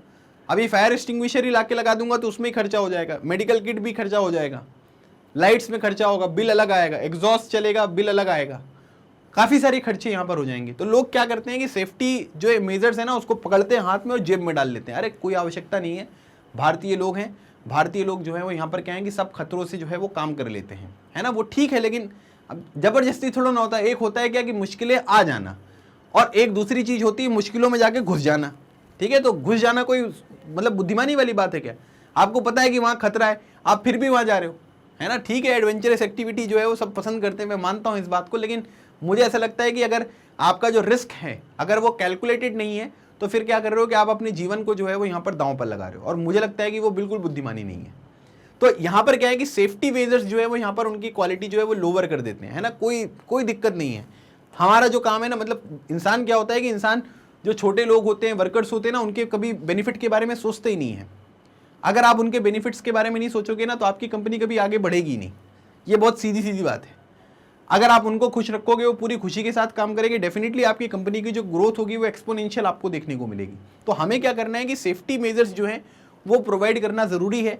एक अच्छी वर्किंग कंडीशंस जो है वो प्रोवाइड करना बहुत आवश्यक है। आप खुद सोच के देखो, आपका कमरा क्या है कि उसमें 1 महीने 2 महीने से झाड़ू नहीं लगी, है ना, उसको बिल्कुल साफ सफाई नहीं हुई, डस्ट जो है वो रखा हुआ है, सब एकदम जो है वो आप ये कह सकते हैं कि मेसी जैसी सिचुएशन यहाँ पर क्रिएट हो गई है। अभी मैं बोलूँ कि आपको पढ़ाई करनी है तो पढ़ाई कर पाओगे क्या? नहीं कर पाओगे। पढ़ाई करने के लिए क्या करोगे? पहले रूम को साफ करोगे। तो इसीलिए जब किसी से आप कोई काम करवा रहे हो, so you have to provide them a good working conditions, ताकि यहाँ पर क्या है कि वो काम अच्छी तरीके से करें। वर्किंग कंडीशंस अगर अच्छी नहीं होगी तो फिर कैसे काम यहाँ पर होगा? बात समझ में आ रही? तो this is very important thing. और इसीलिए क्या करते हैं कि लोग जो ये सेफ्टी मेजर्स वगैरह होते हैं ना, इनको यहाँ पर क्या है कि थोड़ा उसकी क्वालिटी कम करते हैं। और अभी क्वालिटी यहाँ पर कम करेंगे तो इससे आप यहाँ पर ये कह सकते हैं कि जो कॉस्ट है वो कॉस्ट कटिंग यहाँ पर होगी, और उससे कंपनी को प्रॉफिट आपको देखने को मिलेगा। अब उसके बाद हम यहाँ पर यूनियन कार्बाइड जो कंपनी है, अब उसको एग्जाम्पल हम समझते हैं। हमने वो तो इवेंट तो समझ ही लिया, लेकिन अब मैंने सेफ्टी मेजर्स वगैरह के बारे में जो बात करी है ना, उस चीज़ को समझो। यूनियन कार्बाइड जो प्लांट था, वहाँ पर जितनी भी सेफ्टी डिवाइस थी वो माल फंक्शनिंग थी और इन शॉर्ट इन सप्लाई। मतलब कि सेफ्टी डिवाइस का मतलब ये है कि जो चीज़ें आपको यहाँ पर बचाव कार्य में जो है उपयोगी हैं, है ना, जैसे वो फायर एक्सटिंग्विशर हो गया, फायर अलार्म हो गया, जो भी अलग अलग तरीके की चीज़ें हैं, वो यहाँ पर क्या थी? माल फंक्शनिंग। माल फंक्शनिंग मतलब सही तरीके से काम ही नहीं करती थी, है ना, उसका बटन दबाओ ये तो कोई कुछ नहीं होता था। दूसरी बात यहाँ पर क्या है कि उनकी सप्लाई शॉर्ट थी, है ना, जहाँ पर ज़रूरी है वहाँ पर रख दिया, जहां पर दूसरी जगह पर जरूरी है वहां पर कोई रिक्वायरमेंट ही नहीं है, वहां पर वो लोग क्या करते थे, उसे फुलफिल ही नहीं करते थे। और इसकी वजह से अगर आप देखोगे तो जब सप्लाई यहाँ पर शॉर्ट थी, माल फंक्शनिंग यहाँ पर थी, तो ऑब्वियसली जब कभी खतरा यहाँ पर आएगा तो आप उसको टैकल करने के लिए पूरी तरीके से प्रिपेयर्ड नहीं हो। और यही जो है वो यूनियन कार्बाइड में आपको देखने को मिला। Between 1980 and 1984 the work crew for the MIC, ठीक है, जो मिथाइल आइसोसाइनेट वाला यह प्लांट था, was cut in half from 12 to 6 workers. ठीक है, मतलब पहले क्या होता था कि पहले अगर आप देखोगे तो 1980 से लेकर 84 तक यहाँ पर जो टोटल वर्कर्स मिथाइल आइसोसाइनेट जो यहाँ पर आपका प्लांट था, इसमें पहले 12 वर्कर्स काम करते थे, है ना। और अभी कितने वर्कर्स काम कर रहे हैं, 6 वर्कर्स काम कर रहे हैं। क्या कर दिया भाई, कॉस्ट कटिंग कर दी ना, कि 12 लोगों का काम जो है वो 6 वर्कर से आप करवा रहे हो। और इसकी वजह से क्या होगा, उनकी एफिशिएंसी जो है वो उतनी अच्छी नहीं रहेगी, वो थके रहेंगे। तो यहाँ पर क्या है कि जहाँ पर मौका मिलेगा वहीं पर सो जाएंगे, है ना, या आंख लग जाएगी। तो इससे क्या होता है कि एफिशिएंसी जो है वो आपकी यहाँ पर कमजोर होती हुई दिखाई देती है। The period of safety training for workers was brought down to from 6 months to 15 days। अब यहाँ पर क्या है कि पहले जो है ना वो वर्कर्स की यहाँ पर सेफ्टी ट्रेनिंग होती थी कि भाई अगर मान लीजिए कि कोई अनप्रेसिडेंटेड यहाँ पर सिचुएशन क्रिएट हो जाए तो आप क्या है कि उसमें फायदा कैसे उठाओगे, मतलब किस तरीके से उस सिचुएशन को यहाँ पर टैकल करोगे। तो उसके लिए क्या होता था कि पहले 6 महीने की ट्रेनिंग दी जाती थी, है ना, लेकिन इसको क्या किया उन्होंने, केवल 15 दिन यहाँ पर रख दिया। बोले फालतू ट्रेनिंग देने से कोई फायदा नहीं है, खर्चा लग रहा है, और इनको क्या करो कि सीधे जो है वो यहाँ पर प्लांट में उतारो, ताकि ये लोग यहाँ पर क्या करें कि काम वगैरह यहाँ पर कर सकें। तो अब यहाँ पर क्या है कि सेफ्टी ट्रेनिंग को जो है वो आप यहाँ पर कॉम्प्रोमाइज कर रहे हो, है ना, कि भाई उसकी कोई आवश्यकता नहीं है, बस इनको 15 दिन जो है वो ट्रेनिंग दो और इसके बाद काम पे उतारो। तो आप यहाँ पर ये देख सकते हैं कि सेफ्टी वाली जो चीजें हैं वो कॉम्प्रोमाइज की जा रही हैं। The post of night shift worker for the MIC plant was abolished. ठीक है, मतलब आप ये कह सकते हैं कि जो भी यहाँ पर पोस्ट थी, है ना, जो नाइट शिफ्ट यहाँ पर वर्कर्स वगैरह आपको देखने को मिलेंगे, उसको यहाँ पर क्या कर दिया, एबॉलिश कर दिया गया। मतलब कि नाइट शिफ्ट जो वर्कर हैं, ठीक है, वो यहाँ पर आपको देखने को नहीं मिलेंगे। Comparison between the UC safety system in Bhopal and it's other plant in the USA। अब आप यहाँ पर ये देखिए कि मैंने आपको जो यूनियन कार्बाइड वाला सिस्टम यहाँ पर बताया जो भोपाल में था, ठीक है, उसके बारे में मैंने आपको जानकारी दे दी कि भोपाल में किस तरीके की सिचुएशन यहाँ पर थी। अब हम क्या करते हैं कि क्योंकि ये USA की कंपनी थी, तो USA में जो दूसरी कंपनीज है, दूसरे प्लांट से, वहां पर किस तरीके की सेफ्टी कंडीशंस थी, सेफ्टी सिस्टम्स थे, उनके बारे में हम चीज़ों को देखते हैं। अब जैसे मान लीजिए कि एक US की कंपनी इंडिया में थी और इंडिया में वो इस तरीके से काम कर रहे थे, है ना, मतलब आप ये कह सकते हैं कि सब चीज़ें, the post of night shift worker, ठीक है, for the MIC plant was abolished, period of safety training for workers, ठीक है, brought down from 6 months to 15 days।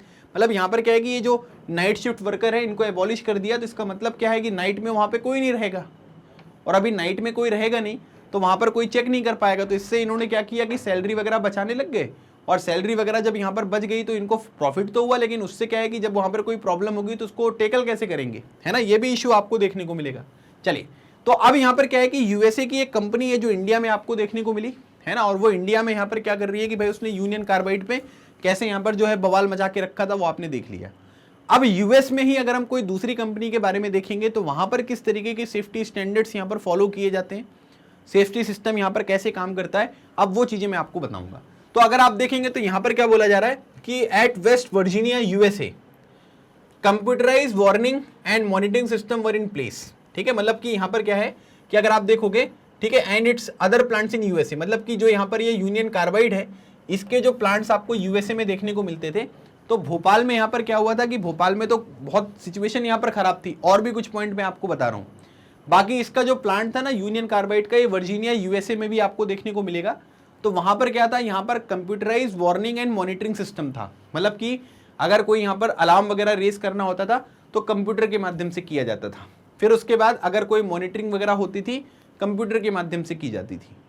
सब कुछ जो है वो यहाँ पर टेक्नोलॉजी का प्रयोग हो रहा है। Whereas the UC plant in Bhopal, ठीक है, relied on the manual gauges and the human sense to detect gas leaks. ठीक है, मतलब यहाँ पर क्या है कि सब कुछ जो है वो कंप्यूटर के माध्यम से नहीं होगा। यहाँ पर क्या होगा कि लोग यहाँ पर देखेंगे कि अच्छा अरे भाई, जैसे वो नहीं होता कि गैस जो है वो यहाँ पर लीक होने की खुशबू यहाँ पर आ रही है, बदबू आ रही है यहाँ पर, तो वैसे काम होता था। तो भारत में जो है वो यहाँ पर क्या है कि UC का जो प्लांट था, यहाँ पर कंप्यूटराइज जो सिस्टम है वो आपको देखने को नहीं मिलता था, कंप्यूटर के माध्यम से कोई चीज नहीं होती थी, सब कुछ मैनुअल होता था। USA के प्लांट में अगर हम देखेंगे, emergency evacuation plans were in place but not existent in Bhopal. मतलब कि अगर मान लीजिए कि कोई इमरजेंसी सिचुएशन यहाँ पर क्रिएट होती है, इवैक्यूएशन मतलब बाहर निकालना, तो कैसे लोगों को रेस्क्यू किया जाएगा, कैसे बाहर निकाले जाएंगे, इन सब चीज़ों का प्लान यहाँ पर पूरी तरीके से रेडी था। लेकिन भोपाल में इस तरीके की कोई भी सिचुएशन जो है वो आपको देखने को नहीं मिलेगी। ठीक है, समझ में आ रहा है। तो आपने एक चीज़ यहाँ पर ये देखी कि अगर हम यूनियन कार्बाइड के भारत में प्लांट्स में देखेंगे तो वहाँ पर सेफ्टी स्टैंडर्ड जो है वो सही तरीके से फॉलो नहीं हो रहे थे। लेकिन यूएस के केस में अगर आप देखोगे तो वहाँ पर जो चीज़ें हैं वो सही तरीके से फॉलो होती हुई दिखाई दे रही थी। तो क्वेश्चन यहाँ पर ये आएगा कि why are there such sharp differences in safety standard across countries, मतलब कि ऐसा क्यों हो रहा था कि यूएसए में अच्छी तरीके से चीज़ें यहाँ पर फॉलो हो रही थी, लेकिन यहाँ पर इंडिया में क्या है कि इंडिया में डिफरेंसेस आपको देखने को मिल रहे थे। And even after the disaster happened why was the compensation to the victim so low, मतलब यहाँ पर क्या है कि अब डिजास्टर हो गया अब, लेकिन फिर भी यहाँ पर क्या है कि लोग आज भी जो है वो प्रोटेस्ट करते हैं, जो यहाँ पर डिमॉन्स्ट्रेशन है वो यहाँ पर करते हैं। तो जब यहाँ पर पूरा का पूरा यहाँ पर ये हो गया था डिजास्टर, तो उसके बाद लोगों को कंपनसेशन तो जो है वो रिक्वायर्ड यहाँ पर प्रोवाइड करना था, आपने कंपनसेशन भी यहाँ पर प्रोवाइड नहीं किया। तो अब ये दो अलग अलग तरीके के क्वेश्चंस जो हैं वो आपको देखने को मिलेंगे। So one part of the answer lies in what is perceived as the worth of an Indian worker. ठीक है, मतलब इनको यहाँ पर ये लगता है कि पहली बात तो ये है कि इंडिया में स्टैंडर्ड्स जो है वो इसके सेफ्टी स्टैंडर्ड जो है वो इतने कम क्यों थे। तो सिंपल सी बात यहाँ पर ये है कि हम यहाँ पर देख सकते हैं कि इंडियन जो वर्कर हैं उनकी वर्थ कितनी है ना। अभी यूएसए में ऐसा हो गया होता ना तो इनके धागे खुल गए होते पूरे मतलब परेशान कर दिया होता इनको। लेकिन इंडिया में क्या है कि जो वर्कर है ना उनकी वर्थ जो है वो यहाँ पर बहुत कम है। One worker can easily replace another. अगर भारत पे वर्कर जो है उनको कुछ यहाँ पर हो भी जाएगा तो भी कोई प्रॉब्लम नहीं है, क्योंकि एक वर्कर को दूसरे जो वर्कर है वो यहाँ पर रिप्लेस कर देंगे। क्योंकि हमारे यहाँ पर पॉपुलेशन है, हमारे यहाँ पर गरीबी है, हमारे यहाँ पर अनएम्प्लॉयमेंट है, तो लोगों को यहाँ पर ये लगता है कि भारत में जो वर्कर्स हैं ना उनकी कोई वर्थ नहीं है। तो इसीलिए हमको यहाँ पर ये चीज़ समझना पड़ेगा कि भाई वर्कर्स की वर्थ जो है वो हर जगह होती है, बस हमें क्या करना है कि जो भी यहाँ पर अलग अलग तरीके के कानून होते हैं उनका इम्प्लीमेंटेशन बहुत ज़रूरी है। Since there is so much unemployment there are many workers who are willing to work in unsafe conditions in return for a wage. मतलब यहाँ पर क्या है, इतना बेरोजगारी आपको देखने को मिलेगी कि लोगों को क्या करना है कि कंडीशन कैसी भी हो कोई प्रॉब्लम ही नहीं है ना। उनको बोलेंगे अरे मर जाओगे भाई, बोले अरे कोई दिक्कत नहीं, तुम हमें सैलरी दे देना, ठीक है हम काम करने के लिए रेडी हैं। भारत में इस तरीके की स्थिति आपको देखने को मिलेगी और इसी का क्या है कि सब लोग फायदा उठाते हैं। So making use of the workers vulnerability, employers ignore safety in work place. अब यहाँ पर क्या है कि लोगों को क्या चाहिए, लोगों को सेफ्टी नहीं चाहिए है ना, लोगों को चाहिए पैसा, और लोगों को पैसा यहाँ पर चाहिए। तो यहाँ पर क्या करते हैं कि ये लोग डायरेक्टली यहाँ पर बोल देते हैं कि भाई आप सेफ्टी जो है उसके ऊपर ध्यान नहीं देंगे, हम आपको काम दे देते हैं और आपको सैलरी यहाँ पर प्रोवाइड करेंगे। तो उसके ऊपर ज़्यादा फोकस यहाँ पर फिर जो कंपनी वाले होते हैं वो यहाँ पर नहीं करते हैं। तो अब अगर मान लीजिए कि इन चीज़ों का इम्प्लीमेंटेशन अगर नहीं होगा तो आप यहाँ पर ये कह सकते हैं कि प्रॉब्लम तो देखने को मिलेगी ही। लेकिन फिर भी अगर आप देखोगे तो इतने साल हो गए भोपाल गैस ट्रेजिडी को, जो कि 1984 में हुआ था। बहुत सारे रेगुलर अपडेट्स वगैरह यहाँ पर आते रहते हैं, न्यूज़पेपर वगैरह में भी हम देखते रहते हैं, टीवी के न्यूज़ चैनल वगैरह में भी यहाँ पर आता रहता है कि अलग अलग तरीके की जो कंस्ट्रक्शन साइट्स हैं जहाँ पर कोई भी कंस्ट्रक्शन का काम हो रहा है, ठीक है, वहाँ पर एक्सीडेंट हो रहे हैं। फिर माइंस या फिर फैक्ट्रीज़ वगैरह में काफ़ी सारे प्रॉब्लम्स यहाँ पर देखने को मिल रहे हैं। और इसका रीज़न यहाँ पर क्या है, क्योंकि जो एम्प्लॉयर्स होते हैं ना उनका यहाँ पर कैलेस जो एटीट्यूड है वो आपको देखने को मिलेगा। कैलेस एटीट्यूड का मतलब क्या है कि उन्हें कोई फिक्र नहीं है कि भाई सामने वाले के साथ अच्छा होगा या बुरा होगा, उनको कोई फ़र्क नहीं पड़ता, दूसरों की फीलिंग से इनको कोई लेना देना नहीं है। और इसी वजह से अगर आप देखोगे तो सेफ्टी जो यहाँ पर मेजर्स होने चाहिए है ना, कंपनीज़ में, इंडस्ट्रीज़ में, फैक्ट्रीज़ में, वो सब चीज़ें बड़े स्केल पर हो नहीं पाती हैं और इसी वजह से ये प्रॉब्लम आपको देखने को मिल रही है। ठीक है, तो ये पूरा का पूरा मैंने वर्कर्स की वर्थ आपको बता दी है, किस तरीके से ये पूरी की पूरी स्टोरी यहाँ पर चली है। ठीक है, आई होप आपको यहाँ पर जो है सब कुछ एकदम क्लियर हो रहा होगा। कोई भी डाउट अगर आते हैं तो कमेंट सेक्शन में ज़रूर मेंशन करिएगा। मैं अपने सभी वीडियोस के जो कमेंट सेक्शन है उनको गो थ्रू करता रहता हूँ। कोई भी रीजनेबल क्वेश्चन होगा आई विल डेफिनेटली आंसर। चलिए अब अगली हेडिंग यहाँ पर देखते हैं। अगली हेडिंग दी है इन्फोर्समेंट ऑफ सेफ्टी लॉज। हमने ये समझ लिया कि सेफ्टी लॉज जो हैं वो इंपॉर्टेंट हैं। सेफ्टी लॉज से होगा क्या ये हमने यहाँ पर पता कर लिया। अब दूसरी बात हम करेंगे कि जो सेफ्टी लॉज होते हैं है ना, उनका इन्फोर्समेंट कैसे होगा, है ना, सरकार की जिम्मेदारी है ये भी हमें पता है, लेकिन इन्फोर्समेंट की जब हम यहाँ पर बात करेंगे तो केवल जिम्मेदारी से ही काम नहीं बनेगा, है ना, हमें कुछ चीज़ें और देखनी पड़ेंगी।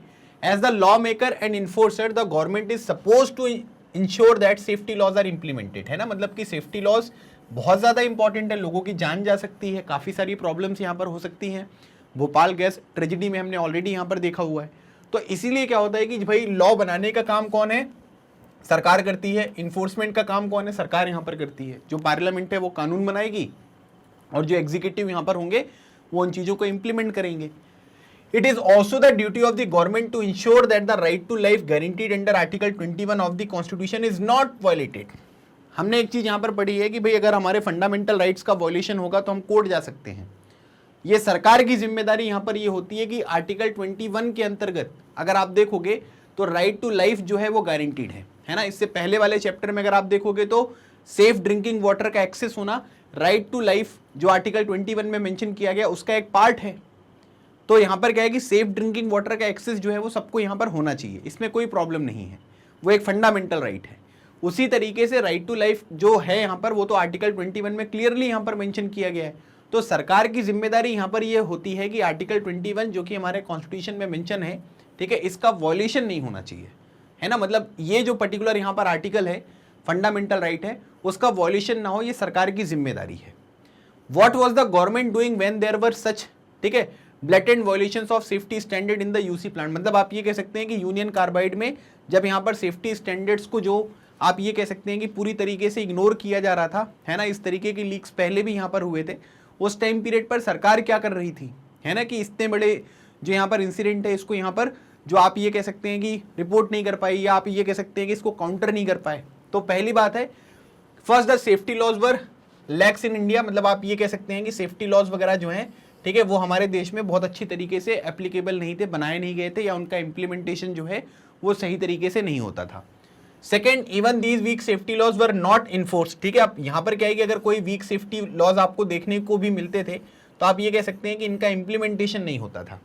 पहले तो यहाँ पर क्या है कि अगर इस तरीके की प्रॉब्लम्स को आप थोड़ा सा टैकल करना चाहते हो तो कानून बनाओ। अगर आपने एक बार कानून यहाँ पर बना दिया है तो आपको यहाँ पर यह भी इंश्योर करना पड़ेगा कि भाई उन कानून का जो है वो इम्प्लीमेंटेशन हो। तो पहले तो यहाँ पर क्या है कि कोई बहुत टाइट यहाँ पर लॉज नहीं थे जो इन सब चीज़ों को कंट्रोल कर सकें, और जो कमज़ोर कानून आपको देखने को मिल रहे थे उनका इन्फोर्समेंट जो है वो यहाँ पर सही तरीके से नहीं हुआ, है ना। तो ये पॉइंट भी आप देख सकते हैं। Government official refuse to recognize the plant as hazardous and allowed it to come up in the populated locality, है ना। मतलब कि जो गवर्नमेंट ऑफिशियल्स हैं उनको ये लगा, सब लोग कह रहे थे, जो इन्वायरमेंटलिस्ट हैं, जो सोशल राइट एक्टिविस्ट होते हैं, वो यहाँ पर कह रहे थे कि सर ये जो है ना ये प्लांट खतरनाक हो सकता है। सरकार को लगा कि नहीं, कोई खतरनाक नहीं होगा, है ना, ये लोग अच्छी तरीके से यहाँ पर मैनेज कर लेंगे, यूएस की कंपनी, कोई इशू नहीं होगा। तो इन्होंने क्या कर दिया, इन्होंने अलाउ कर दिया, और जहाँ पर पॉपुलेशन रह रही थी, है ना, जैसे ये ओल्ड भोपाल में आपको देखने को मिलेगा, वहाँ पर पॉपुलेशन थोड़ा ज़्यादा है, डेंसिटी बहुत ज़्यादा आपको देखने को मिलती है। तो इसी वजह से क्या हुआ कि वो लोग यहाँ पर आ गए। When the some municipal officials in Bhopal objected that the installation of MIC production unit in 1978 was a safety violation, तब यहाँ पर क्या हुआ कि कुछ म्युनिसिपल जो ऑफिशियल थे उन्होंने यहाँ पर ये बताया कि भाई सब जो ये MIC का प्रोडक्शन यूनिट आपने 1978 में यहाँ पर लगाया है, ये क्या है कि ये सेफ्टी वॉल्यूशन है। मतलब कि आप ये कह सकते हैं कि जिस तरीके से सेफ्टी यहाँ पर होनी चाहिए, सेफ्टी स्टैंडर्ड्स को हमको मेंटेन करना है, उसका वॉल्यूशन है। The position of the government was that the state needs the continued investment of the Bhopal plant which provide job. तो अब यहाँ पर क्या है कि जब लोगों ने यहाँ पर इसके ऊपर अलग अलग तरीके की रिपोर्ट्स यहाँ पर बताई और ये लोग बोलने लग गए कि सर यहाँ पर ये वॉल्यूशन हो रहा है ना, ये सेफ्टी स्टैंडर्ड्स के अगेंस्ट यहाँ पर काम कर रहे हैं, तो सरकार ये चाह रही थी कि भाई इस तरीके की प्लांट यहाँ पर लगेंगे तो यहाँ पर क्या होगा कि किसी भी शहर की जो है वो उन्नति होगी, जॉब्स यहाँ पर होंगी और लोगों को एम्प्लॉयमेंट यहाँ पर मिलेगा, है ना। तो क्या होता है कि जब तक बम फूटता नहीं है ना, तब तक क्या है कि आंखें खुलती नहीं है। जैसे वो है ना कि कई बार लोगों को सुनाने के लिए यहाँ पर क्या करना होता है कि बहुत बड़ा धमाका करना होता है, तब लोगों को समझ में आती। सरकार को पहले भी कई सारे हमारे जो यहाँ पर रिपोर्टर्स वगैरह होते हैं, जर्नलिस्ट वगैरह होते हैं, उन्होंने काफ़ी इंटरनल इन्फॉर्मेशन जो है वो शेयर करी गवर्नमेंट के साथ, लेकिन गवर्नमेंट ने यहाँ पर इसके ऊपर कोई काम नहीं किया। और उसके बाद फिर 1984 में आप देख ही सकते हैं कि किस तरीके का एक बड़ा एक्सीडेंट जो है वो यहाँ पर आपको देखने को मिला। So it was unthinkable according to them to ask US to shift to the cleaner technology और सेफ प्रोसीजर्स। ठीक है, अब यहाँ पर क्या है, एक तो यहाँ पर क्या है कि ये यूसी आपको देखने को मिलेगा, ठीक है, यूनियन कार्बाइड। तो इनको यहाँ पर क्या लगा कि ये लोग सोच ही नहीं पाए, है ना। और मतलब इनको यहाँ पर क्या है कि आप ये कह सकते हैं कि ये यूनियन कार्बाइड को कैसे कहते हैं कि भाई टेक्नोलॉजी जो है वो थोड़ा सा क्लीन टेक्नोलॉजी का प्रयोग करिए, केवल सेफ प्रोसीजर्स जो है उनका यहाँ पर उपयोग करिए। कहीं मान लीजिए इन्होंने यहाँ से प्लांट हटा दिया तो कई सारे लोगों की जॉब भी यहाँ पर चली जाएगी, है ना। इसलिए यहाँ पर क्या है कि इस तरीके की चीज़ उनको बोल ही नहीं पाए। Government inspectors continue to approve the procedure in the plant even when repeated incident of leak from the plant made it obvious to everybody that things were seriously wrong। यहाँ पर क्या है कि वो अलग अलग तरीके की परमिशन मांग रहे थे, सरकार के जो यहाँ पर ऑफिशियल्स थे वो परमिट यहाँ पर कर रहे थे। कई बार जो है वो लीक्स वगैरह वाली प्रॉब्लम जो है वो भी यहाँ पर देखने को मिली, लेकिन आप यहाँ पर ये कह सकते हैं कि किसी ने उसके बारे में कुछ नहीं सोचा। उन्होंने सोचा ठीक है, नॉर्मल है, इतना तो चलता रहता है।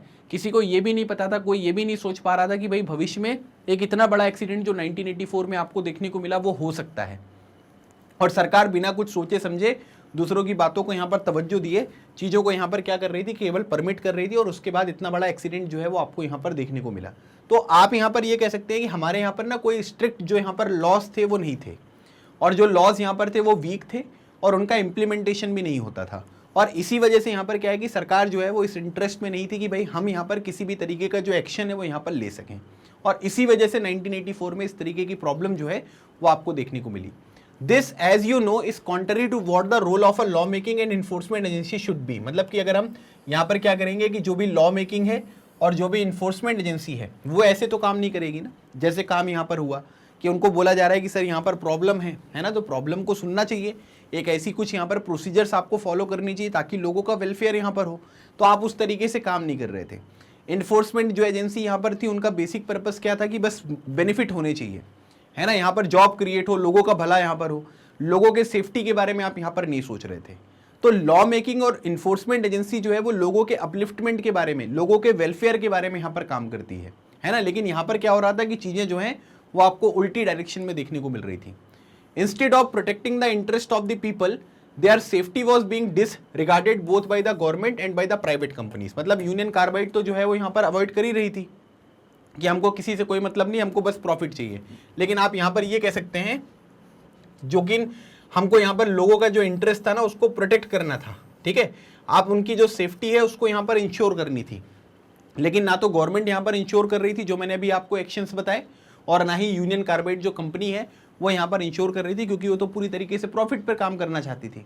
तो इस वजह से आप ये देख सकते हैं कि ये दोनों कंडीशन जो है वो अगेंस्ट में लोगों की जा रही है। और जब यहाँ पर गवर्नमेंट, जहाँ पर वो कंपनी है वहाँ की गवर्नमेंट अच्छे से काम नहीं करेगी, और वो जो प्राइवेट कंपनी है वही अपलिफ्टमेंट के बारे में नहीं सोचेंगे, लोगों के यहाँ पर क्या है कि बेनिफिट के बारे में नहीं सोचेंगे, तो फिर लोगों को सेफ्टी स्टैंडर्ड्स कैसे प्रोवाइड करोगे। So this is obviously not at all desirable, ऐसा बिल्कुल भी यहाँ पर नहीं होना चाहिए। With more industries being set up both by the local and foreign businessmen in India, there is a great need for stronger law protecting workers' rights and better enforcement of these laws। ठीक है, अब यहाँ पर क्या हुआ कि 1984 में जो है वो हमको एक लेसन मिल गया है ना, और हमने देख लिया कि किस तरीके से यहाँ पर जो तबाही है वो यहाँ पर मचाई जा सकती है। तो अब हमको यहाँ पर एक बात ये समझ में आ गया कि भाई मतलब यहाँ पर क्या है कि हमको थोड़ा सा मजबूत यहाँ पर कानून की आवश्यकता है ना। और इसके लिए यहाँ पर क्या होगा कि बहुत सारी लोकल और जो फॉरेन बिजनेसेस वगैरह होते हैं वो भारत में अब यहाँ पर आएंगे, इन्वेस्टमेंट देखने को मिलेगी, इंडस्ट्रीज़ यहाँ पर बनेगी, फैक्ट्रीज़ यहाँ पर बनेगी। तो हमें क्या करना पड़ेगा, सेफ्टी स्टैंडर्ड्स को इंश्योर करना पड़ेगा, अलग अलग तरीके के कानून बनाने पड़ेंगे। 1984 में इस तरीके का कोई कानून आपको देखने को नहीं मिल रहा था जो यहाँ पर क्या करेगा, इतने बड़े स्केल पर काम करे, और उसका इम्प्लीमेंटेशन तो बिल्कुल भी नहीं हो रहा था। तो इसलिए सरकार को यहाँ पर ये ज़रूरत थी कि भाई जो भी यहाँ पर लोकल और फॉरेन कंपनीज यहाँ पर आएँ, है ना, उनके लिए हमको कानून बनाना पड़ेगा, और कानून में सेफ्टी स्टैंडर्ड्स को इंश्योर करना पड़ेगा। और फिर जो इन्वायरमेंट वगैरह के इम्पैक्ट होते हैं, है ना, जो नेगेटिव इम्पैक्ट इन्वायरमेंट के ऊपर होता है उसको भी थोड़ा सा मिटिगेट करना है, थोड़ा सा मिनिमाइज करना है, तभी यहाँ पर क्या होगा कि हमको बेनिफिट जो है वो देखने को मिलेगा। और इसी लगे ये यहाँ पर आप ये कह सकते हैं कि new laws to protect the environment, है ना, हमारे इन्वायरमेंट को प्रोटेक्ट करने के लिए यहाँ पर जो नए लॉज हैं उनकी यहाँ पर आपको आवश्यकता जो है वो देखने को मिलेगी। अब इसमें अगर हम देखेंगे तो क्या हुआ कि 1984 में there were very few laws protecting the environment in India and there was hardly any enforcement of these laws. मतलब आप ये कह सकते हैं कि लॉज जो थे 1984 में वो बहुत कम थे, है ना। और दूसरी इंपॉर्टेंट बात, एक तो लॉज बहुत ज़्यादा नहीं थे, छोटे मोटे लॉज थे, और दूसरी इंपॉर्टेंट बात यहाँ पर ये है कि यहाँ पर क्या है कि इन्फोर्समेंट जो यहाँ पर कानून का होना चाहिए वो यहाँ पर नहीं हुआ। मतलब कि इनका जो इन्फोर्समेंट है वो बिल्कुल भी नहीं हो रहा था। अभी छोटे मोटे लॉज हैं, इन्फोर्समेंट नहीं हो रहा, तो इन्वायरमेंट की प्रोटेक्शन तो होने नहीं वाली ना किसी भी तरीके से।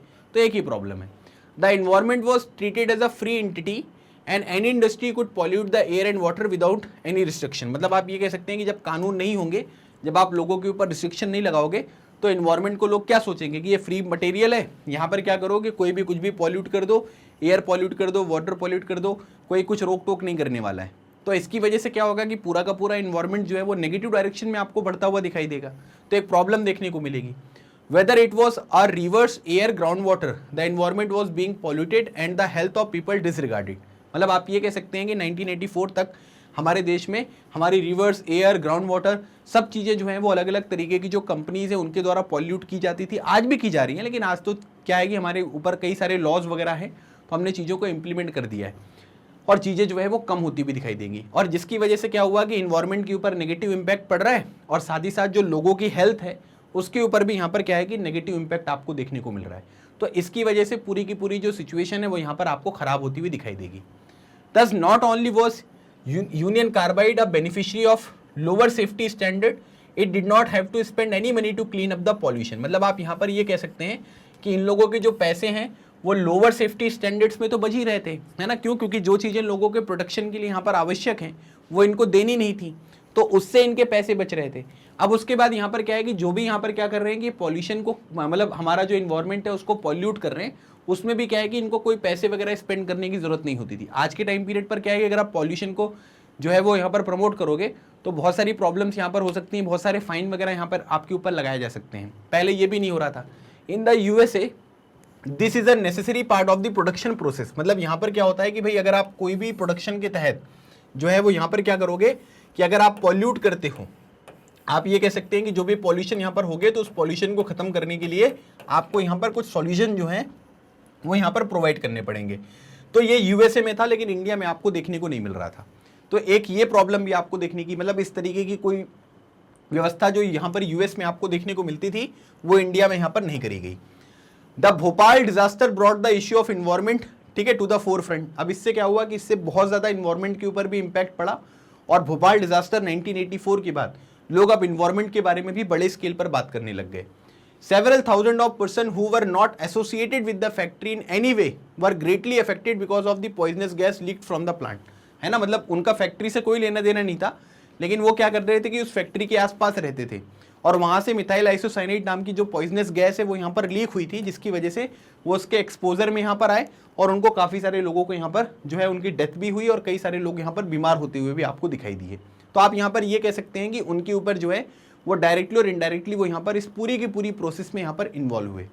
और इसकी वजह से यहाँ पर क्या हुआ कि लोगों को ये रियलाइज हुआ कि existing laws though weak only covered the individual worker and not person who might be injured due to the industrial accident, ठीक है। मतलब इसमें क्या हो रहा था कि आप ये देख सकते हैं कि जो पहले के कानून थे उसमें क्या था कि केवल इंडिविजुअल जो वर्कर हैं उनको ही यहाँ पर कवर किया जाता था, है ना। मतलब जो उस पर्टिकुलर इंडस्ट्रीज में काम कर रहे हैं। लेकिन भोपाल गैस डिजास्टर के बाद अगर आप देखोगे तो कई सारे लोग ऐसे भी थे जो उस फैक्ट्री में काम नहीं करते थे, उनका कोई लेना देना नहीं था, लेकिन वहां पर जो पॉइजनस जो गैस यहाँ पर जो है वो क्या हुई थी, लीक हुई थी, उसकी वजह से उनके ऊपर डायरेक्ट इंपैक्ट पड़ा।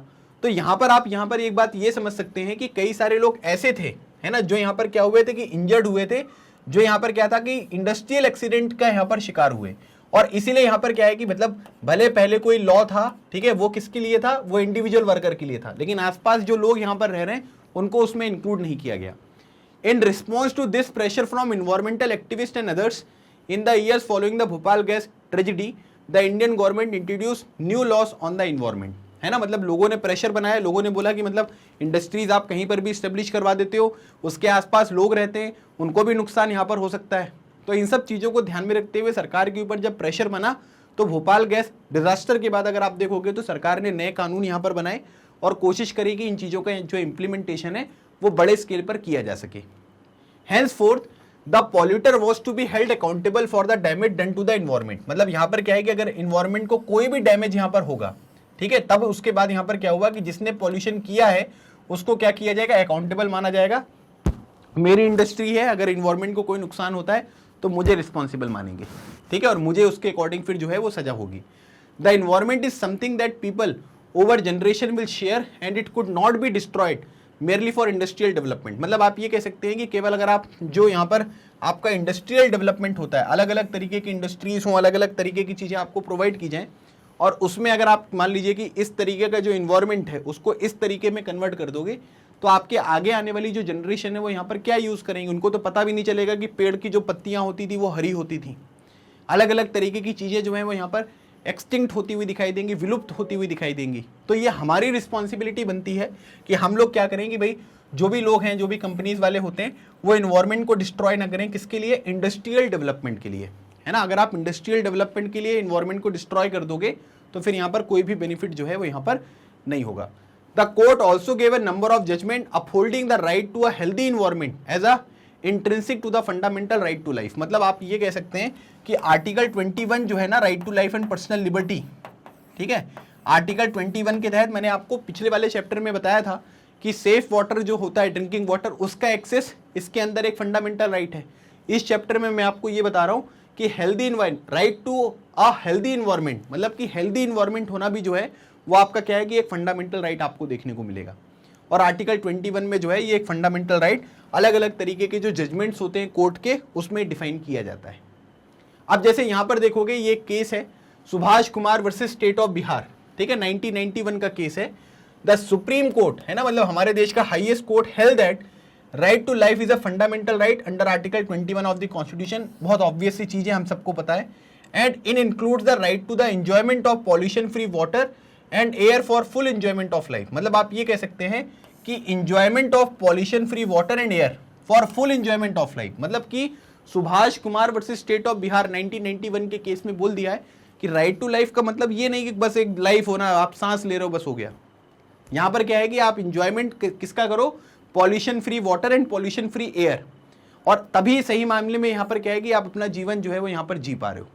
तो आप ये देख सकते हैं कि सुप्रीम कोर्ट के पास ये है ना कि कहीं पर भी अगर right to life and personal liberty लिखा हुआ है, लेकिन क्या है कि अगर कोई केस निकलकर सामने आएगा, उनको समझ में आएगा कि नहीं यार, मतलब ये राइट टू लाइफ के अंतर्गत आ सकता है, तो उसका इंटरप्रिटेशन कौन करेगा? सुप्रीम कोर्ट करेगा, या फिर जो हाई कोर्ट होते हैं वो यहाँ पर करेंगे। तो उसके बेसिस पे क्या है कि अलग अलग जजमेंट में अलग अलग चीजें यहाँ पर ऐड करी गई हैं। The government is responsible for setting up laws and procedure that can check pollution, clean water and introduce heavy fines for those who pollute. मतलब कि सरकार जो है वो अलग अलग तरीके के कानून यहाँ पर बनाती है और वो ये इंश्योर करेगी कि पॉल्यूशन को जो है वो किस तरीके से यहाँ पर चेक किया जाए, वाटर को कैसे क्लीन किया जाए, जैसे नमामि गंगे प्रोग्राम वगैरह भी आपको देखने को मिलेगा, है ना। और अगर मान लीजिए कि हैवी जो यहाँ पर फाइन से वो लगेंगे किसके ऊपर? जो यहाँ पर क्या करेंगे, हमारे इन्वायरमेंट को या रिवर्स वगैरह जो होती हैं उनको अगर ये पॉल्यूट करते हैं तो उनके ऊपर अलग अलग तरीके के जो फाइन्स हैं वो आपको देखने को मिलेंगे। तो ये सब रिस्पॉन्सिबिलिटी किसकी है? ये सरकार की रिस्पॉन्सिबिलिटी आपको देखने को मिलती है। तो इस तरीके से ये पूरा का पूरा चैप्टर जो था, इसमें लॉज वगैरह के बारे में बात करी, इन्वायरमेंट को कैसे नुकसान होता है, क्या क्या चीज़ें होती हैं, ये सब चीज़ें मैंने आपको बताई। तो मुझे लगता है कि बुक में जितनी भी चीज़ें अभी तक आपको मेंशन करी गई हैं, जितनी भी चीज़ें मैंने आपके साथ यहाँ पर डिस्कस करी हैं, वो सब चीज़ें आपको एकदम क्रिस्टल क्लियर यहाँ पर समझ में आ गई होंगी। अब हम बढ़ते हैं कंक्लूजन वाले पार्ट की तरफ। So laws are necessary in many situations, ठीक है, मतलब कानून जो है वो ज़रूरी होता है, ठीक है, whether this be the market, office और factory, so as to protect people for unfair practices, ठीक है, मतलब कहीं पर भी जो लोग हैं, ठीक है, उनके साथ कुछ गलत ना हो, और अगर गलत हो तो उनकी प्रोटेक्शन कैसे करेंगे? हम कानून के माध्यम से। तो कानून जो है, लॉ जो है वो बहुत ज़रूरी होता है ना। मिनिमम वेज हो गया या जो भी इस तरीके की प्रॉब्लम आपको देखने को मिली यूनियन कार्बाइड वगैरह में, तो इसके लिए कानून अगर सही तरीके से इंप्लीमेंट नहीं होगा तो फिर हम इस तरीके की चीज़ों को आगे जो है वो प्रिवेंट नहीं कर पाएंगे। प्राइवेट कंपनी हो गए, कॉन्ट्रैक्टर हो गए। कॉन्ट्रैक्टर मतलब क्या होता है कि जो ठेकेदार होते हैं, है ना, जो अपने बिहाफ में किसी और से काम करवाते हैं। बिजनेस पर्सन हो गए, in order to making higher profit resort to unfair practices, ठीक है। लोगों को क्या लगता है कि केवल बस ना प्रॉफिट के बारे में सोचते रहते हैं कि हमको ज़्यादा से ज़्यादा यहाँ पर प्रॉफिट हो, और इसकी वजह से क्या है कि उनकी जो प्रैक्टिसेस होती हैं वो काफ़ी ज़्यादा अनफेयर देखने को मिलेंगी, ठीक है। जैसे यहाँ पर कौन कौन सी प्रैक्टिसेस आपको देखने को मिलती है उनके द्वारा, कि यहाँ पर क्या करते हैं कि अपने वर्कर्स को जो भी यहाँ पर प्राइस वगैरह होता है वो कम यहाँ पर पे करते हैं, है ना, जो सैलरी होती है, वेजेस होते हैं। फिर उसके बाद बच्चों को जो है वो यहाँ पर काम देते हैं, बच्चों को जॉब देना भी यहाँ पर खतरनाक काम के लिए वो अपराध है। फिर उसके बाद ignoring the condition of work, ठीक है, मतलब कि जो काम करने के लिए कंडीशंस होती हैं, लाइट होनी चाहिए, प्रॉपर वेंटिलेशन यहाँ पर होना चाहिए, तो वो सब चीज़ें आपको देखने को मिलेंगी। Ignoring the damage of the environment and hence to the people in the neighbourhood, है ना, मतलब कि आपने क्या कर दिया कि भाई आपने कंपनी यहाँ पर लगाई, एक इंडस्ट्री यहाँ पर इस्टेब्लिश करी, उससे क्या हो रहा है कि पॉल्यूशन हो रहा है। अभी पॉल्यूशन से क्या होगा कि आसपास का जो वातावरण है, इन्वायरमेंट है, उसको नुकसान पहुंचेगा। अभी उसको नुकसान पहुंचेगा तो वहाँ पर जो रहने वाले लोग हैं उनको भी नुकसान पहुंचेगा। तो ये अलग अलग तरीके की प्रैक्टिसेस होती हैं जिनको लोग क्या करते हैं कि फॉलो करते हैं, और इस वजह से यहाँ पर क्या है कि आप देख सकते हैं कि भाई उनको ज़्यादा से ज़्यादा यहाँ पर प्रॉफिट हो। लेकिन यहाँ पर क्या होता है कि सरकार के पास रिस्पॉन्सिबिलिटी ये होती है कि आप यहाँ पर क्या करो कि इन चीज़ों को थोड़ा सा कंट्रोल करो। मैं आपको एक एडिशनल इन्फॉर्मेशन देता हूँ। एक चीज़ है जिसको बोलते हैं EIA, है ना। EIA का मतलब क्या होता है, इन्वायरमेंट, ठीक है, इम्पैक्ट असेसमेंट, इसको बोलते हैं इन्वायरमेंट इम्पैक्ट असेसमेंट। अब अगर मान लीजिए कि आप कोई इंडस्ट्री वगैरह यहाँ पर जो है वो इस्टेब्लिश कर रहे हो, है ना, तो उससे कितना नुकसान होगा, क्या चीज़ें होंगी, इन सब की एक रिपोर्ट जो है वो सरकार को आपको देनी पड़ेगी। सरकार क्या करेगा, उसका स्टडी करेगा, उसके लिए जो भी यहाँ पर कमेटी वगैरह बनाई जाएगी, और उसमें अगर कोई चीज़ गलत लगता है तो उसका पॉसिबल सॉल्यूशन देंगे, तो उसके अकॉर्डिंग आप करोगे, फिर उसको पास करेंगे, फिर आप इंडस्ट्रीज लगा सकते हो। अभी क्या हुआ कि सरकार ने ना एक इन्वायरमेंट इम्पैक्ट असेसमेंट जो नोटिफिकेशन है वो यहाँ पर रिलीज़ किया। उसमें ये बोला कि पहले आपको अप्रूवल लेने की ज़रूरत नहीं है, पहले आप क्या करो कि पहले अपनी जो इंडस्ट्रीज़ हैं उनको इस्टेब्लिश कर लो, बाद में आप अप्रूवल लेते रहना। तो उसको लेकर जो है वो सरकार को काफ़ी क्रिटिसाइज भी यहाँ पर किया गया कि भाई इस तरीके के नोटिफिकेशन वगैरह अगर आप रिलीज़ कर दोगे तो फिर कैसे होगा। हमें देखिए डेवलपमेंट करना है, ये तो बिल्कुल सही बात है, लेकिन इन्वायरमेंट पूरी तरीके से समाप्त करके हम डेवलपमेंट करेंगे तो रहेंगे कैसे भाई, हमें इस चीज़ के ऊपर भी थोड़ा सोचना पड़ेगा। और इसीलिए यहाँ पर क्या होता है कि जो सरकार है उसका रोल काफ़ी इंपॉर्टेंट यहाँ पर हो जाता है। अब major role of the government therefore is to control the activities of private companies by making, ठीक है, इन्फोर्सिंग एंड अपहोल्डिंग लॉस। जो भी प्राइवेट कंपनीज हैं, ठीक है, इनकी एक्टिविटीज को क्या करना, थोड़ा सा कंट्रोल करना। कैसे, लॉज बनाकर, इन्फोर्स करके, उसको अफोर्ड करके, so as to prevent unfair practices and ensure social justice, ठीक है। मतलब कि जो भी यहाँ पर आपकी सोसाइटी के लोग हैं जो अलग अलग तरीके के काम यहाँ पर आपको करते हुए दिखाई दे रहे हैं, उनको आप सामाजिक न्याय जो है वो प्रोवाइड करो। मतलब उनके साथ किसी भी तरीके की चीटिंग नहीं होना चाहिए, उनका एक्सप्लॉयटेशन नहीं होना चाहिए। This means that the government has to make appropriate laws and also has to enforce the law. मतलब और इसीलिए क्या होता है कि हर चीज़ को कंट्रोल करने के लिए, है ना, अलग अलग तरीके की लॉज की यहाँ पर आवश्यकता होती है। और दूसरी बात यहाँ पर क्या है कि उन लॉज का इन्फोर्समेंट भी बहुत ज़रूरी है ना। अभी आप बना दोगे, साइड में डाल दोगे कि ये लॉ रखा हुआ है, अपने हिसाब से काम करेगा, तो वो भी काम नहीं बनेगा। तो उसका इन्फोर्समेंट जो है वो ज़रूरी है। Laws that are weak and poorly enforce can cause serious harm as the Bhopal gas tragedy showed. मतलब अगर कोई यहाँ पर लॉ जो है वो कमज़ोर है और अगर उसका इन्फोर्समेंट सही तरीके से नहीं होगा तो उससे नुकसान यहाँ पर आपको देखने को मिलेंगे, जो आपने भोपाल गैस ट्रेजिडी में यहाँ पर देखा था। While the government has a leading role in this respect, people can exert pressure so that both private companies and the government act in the interest of the society। अब केवल आप ये सोचोगे कि भाई हम जो है वो केवल गवर्नमेंट के ऊपर यहाँ पर पूरी तरीके से डिपेंडेंट रहें तो फिर काम नहीं बनेगा। यहाँ पर क्या करना पड़ेगा, जो लोग हैं ना उन्हें क्या करना पड़ेगा, थोड़ा सा प्रेशर क्रिएट करना पड़ेगा। अगर इस तरीके का कहीं पर कोई वॉल्यूशन होता है तो अपनी आवाज़ उठानी पड़ेगी, उसको रिपोर्ट करना पड़ेगा। तभी यहाँ पर क्या होगा, कंपनीज के ऊपर, सरकार के ऊपर जो है प्रेशर बनाओगे, तभी सोसाइटी के इंटरेस्ट में वो लोग यहाँ पर आपको काम करते हुए दिखाई देंगे। तो अगर आपको लगता है कि ऐसी कोई भी एक्टिविटी यहाँ पर है तो उनको आप ज़रूर रिपोर्ट करें। Environment as we saw is one example where people have pushed the public cause and the courts have upheld the right to healthy environment as intrinsic to the right of life, ठीक है। और environment वगैरह के बारे में लोगों ने जब यहाँ पर उठाई आवाज़, तब आप देख सकते हैं सुप्रीम कोर्ट और जो दूसरे यहाँ पर इंपॉर्टेंट जजमेंट वगैरह होते हैं उसमें भी ये बोला गया कि क्लीन इन्वायरमेंट है ना, जो है वो लोगों की लाइफ के लिए बहुत इंपॉर्टेंट है। आप केवल राइट टू लाइफ की बात करते हो तो राइट टू लाइफ का मतलब ये नहीं होता कि बस जीवित हैं। राइट टू लाइफ में आपके पास खाना होना चाहिए, आपके पास वाटर होना चाहिए, आपके पास क्लीन एयर, है ना, क्लीन वाटर का एक्सेस यहाँ पर होना चाहिए। ये सब चीज़ें जो हैं वो बहुत ज़रूरी होती हैं। केवल नाम मात्र का जीवन जीने से यहाँ पर फ़र्क नहीं पड़ेगा, है ना। हमें क्या करना है कि एक अच्छी लाइफस्टाइल को फॉलो करना जो है वो बहुत ज़रूरी है। तो इस तरीके से ये पूरा का पूरा चैप्टर जो है आपका, ठीक है, लॉ एंड सोशल जस्टिस, ठीक है, इसके बारे में बात करी। और इसमें मैंने आपको एक्चुअली ये बताया कि किस तरीके से लॉज बनाकर उसका इम्प्लीमेंटेशन करके आप लोगों को जस्टिस यहाँ पर प्रोवाइड कर सकते हैं। जो भी अनफेयर प्रैक्टिसेस होती हैं उनको कैसे यहाँ पर प्रिवेंट किया जा सकता है। इन पूरे की पूरी चीज़ों को मैंने आज यहाँ पर आपको इस चैप्टर में समझाया है। तो मुझे लगता है कि आपको ये पूरा का पूरा चैप्टर समझ में आ गया होगा। कोई भी डाउट होता है तो कमेंट सेक्शन में आप मुझे मेंशन करिएगा, ठीक है। मैं पर्सनली आपके मैसेज को जो है वो आंसर करूँगा। और अगर आप सेशन को यहाँ तक देख कर आए हो तो कमेंट सेक्शन में अपना फीडबैक भी ज़रूर देकर जाना, ठीक है। मुझे आपके फीडबैक्स का यहाँ पर इंतज़ार रहता है कि भाई सेशन का एक्सप्लेनेशन आपको कैसे लगा और किस तरीके से चीज़ें आपको समझ में आई। ये हमने पूरा का पूरा सिविक्स वाला जो पोर्शन है ये कवर कर लिया है। अब इसके ऊपर जो इंपॉर्टेंट क्वेश्चंस वगैरह होते हैं, जो दूसरी प्रैक्टिस एक्सरसाइज वगैरह होती हैं, वो चीज़ें मैं आपको इन फ्यूचर यहाँ पर प्रोवाइड करूँगा, तो आपको उसकी बिल्कुल चिंता नहीं करनी है, ठीक है। चलिए, कुछ स्टूडेंट्स का कहना ये होता है कि सर जैसे मान लीजिए कि पुराने कोई वीडियोस देखने हैं तो कैसे देखेंगे। तो एक तो प्लेलिस्ट आपकी डिस्क्रिप्शन बॉक्स में अवेलेबल है, आप उसको ओपन कर लो, ठीक है। या फिर आप magnetbrains.com, ठीक है, जैसे यहाँ पर लिखा हुआ है ना, गूगल पे लिखो, आपको एक इस तरीके का होम पेज देखने को मिलेगा। अब इसमें अलग अलग तरीके की टैब्स हैं, CBSE English medium, Hindi medium, spoken English, NTSC, olympiad, UP board, ठीक है, अलग अलग जो कॉम्पिटिटिव एग्जामिनेशन वगैरह होते हैं सबकी टैब्स हैं। आप यहाँ पर क्या करो, सीबीएसई इंग्लिश मीडियम पे क्लिक किया आपने, अब हर क्लास का यहाँ पर दिया हुआ है, ठीक है, जैसे extra learning, NCERT, exemplar, class 8, तो क्लास 8 पर आपने क्लिक किया क्योंकि हम क्लास 8 के स्टूडेंट्स हैं, तो आपको हर एक टीचर के जो वीडियोस हैं वो देखने को मिलेंगे। मेरा भी फोटो दिखेगा जिसमें आपको सोशल साइंस यहाँ पर देखने को मिलता है, ठीक है, आप उसको क्लिक कर दीजिए, ठीक है, जैसे आप देखोगे तो ये हिस्ट्री हो गया, ठीक है, ये ज्योग्राफी हो गया, ये सिविक्स हो गया।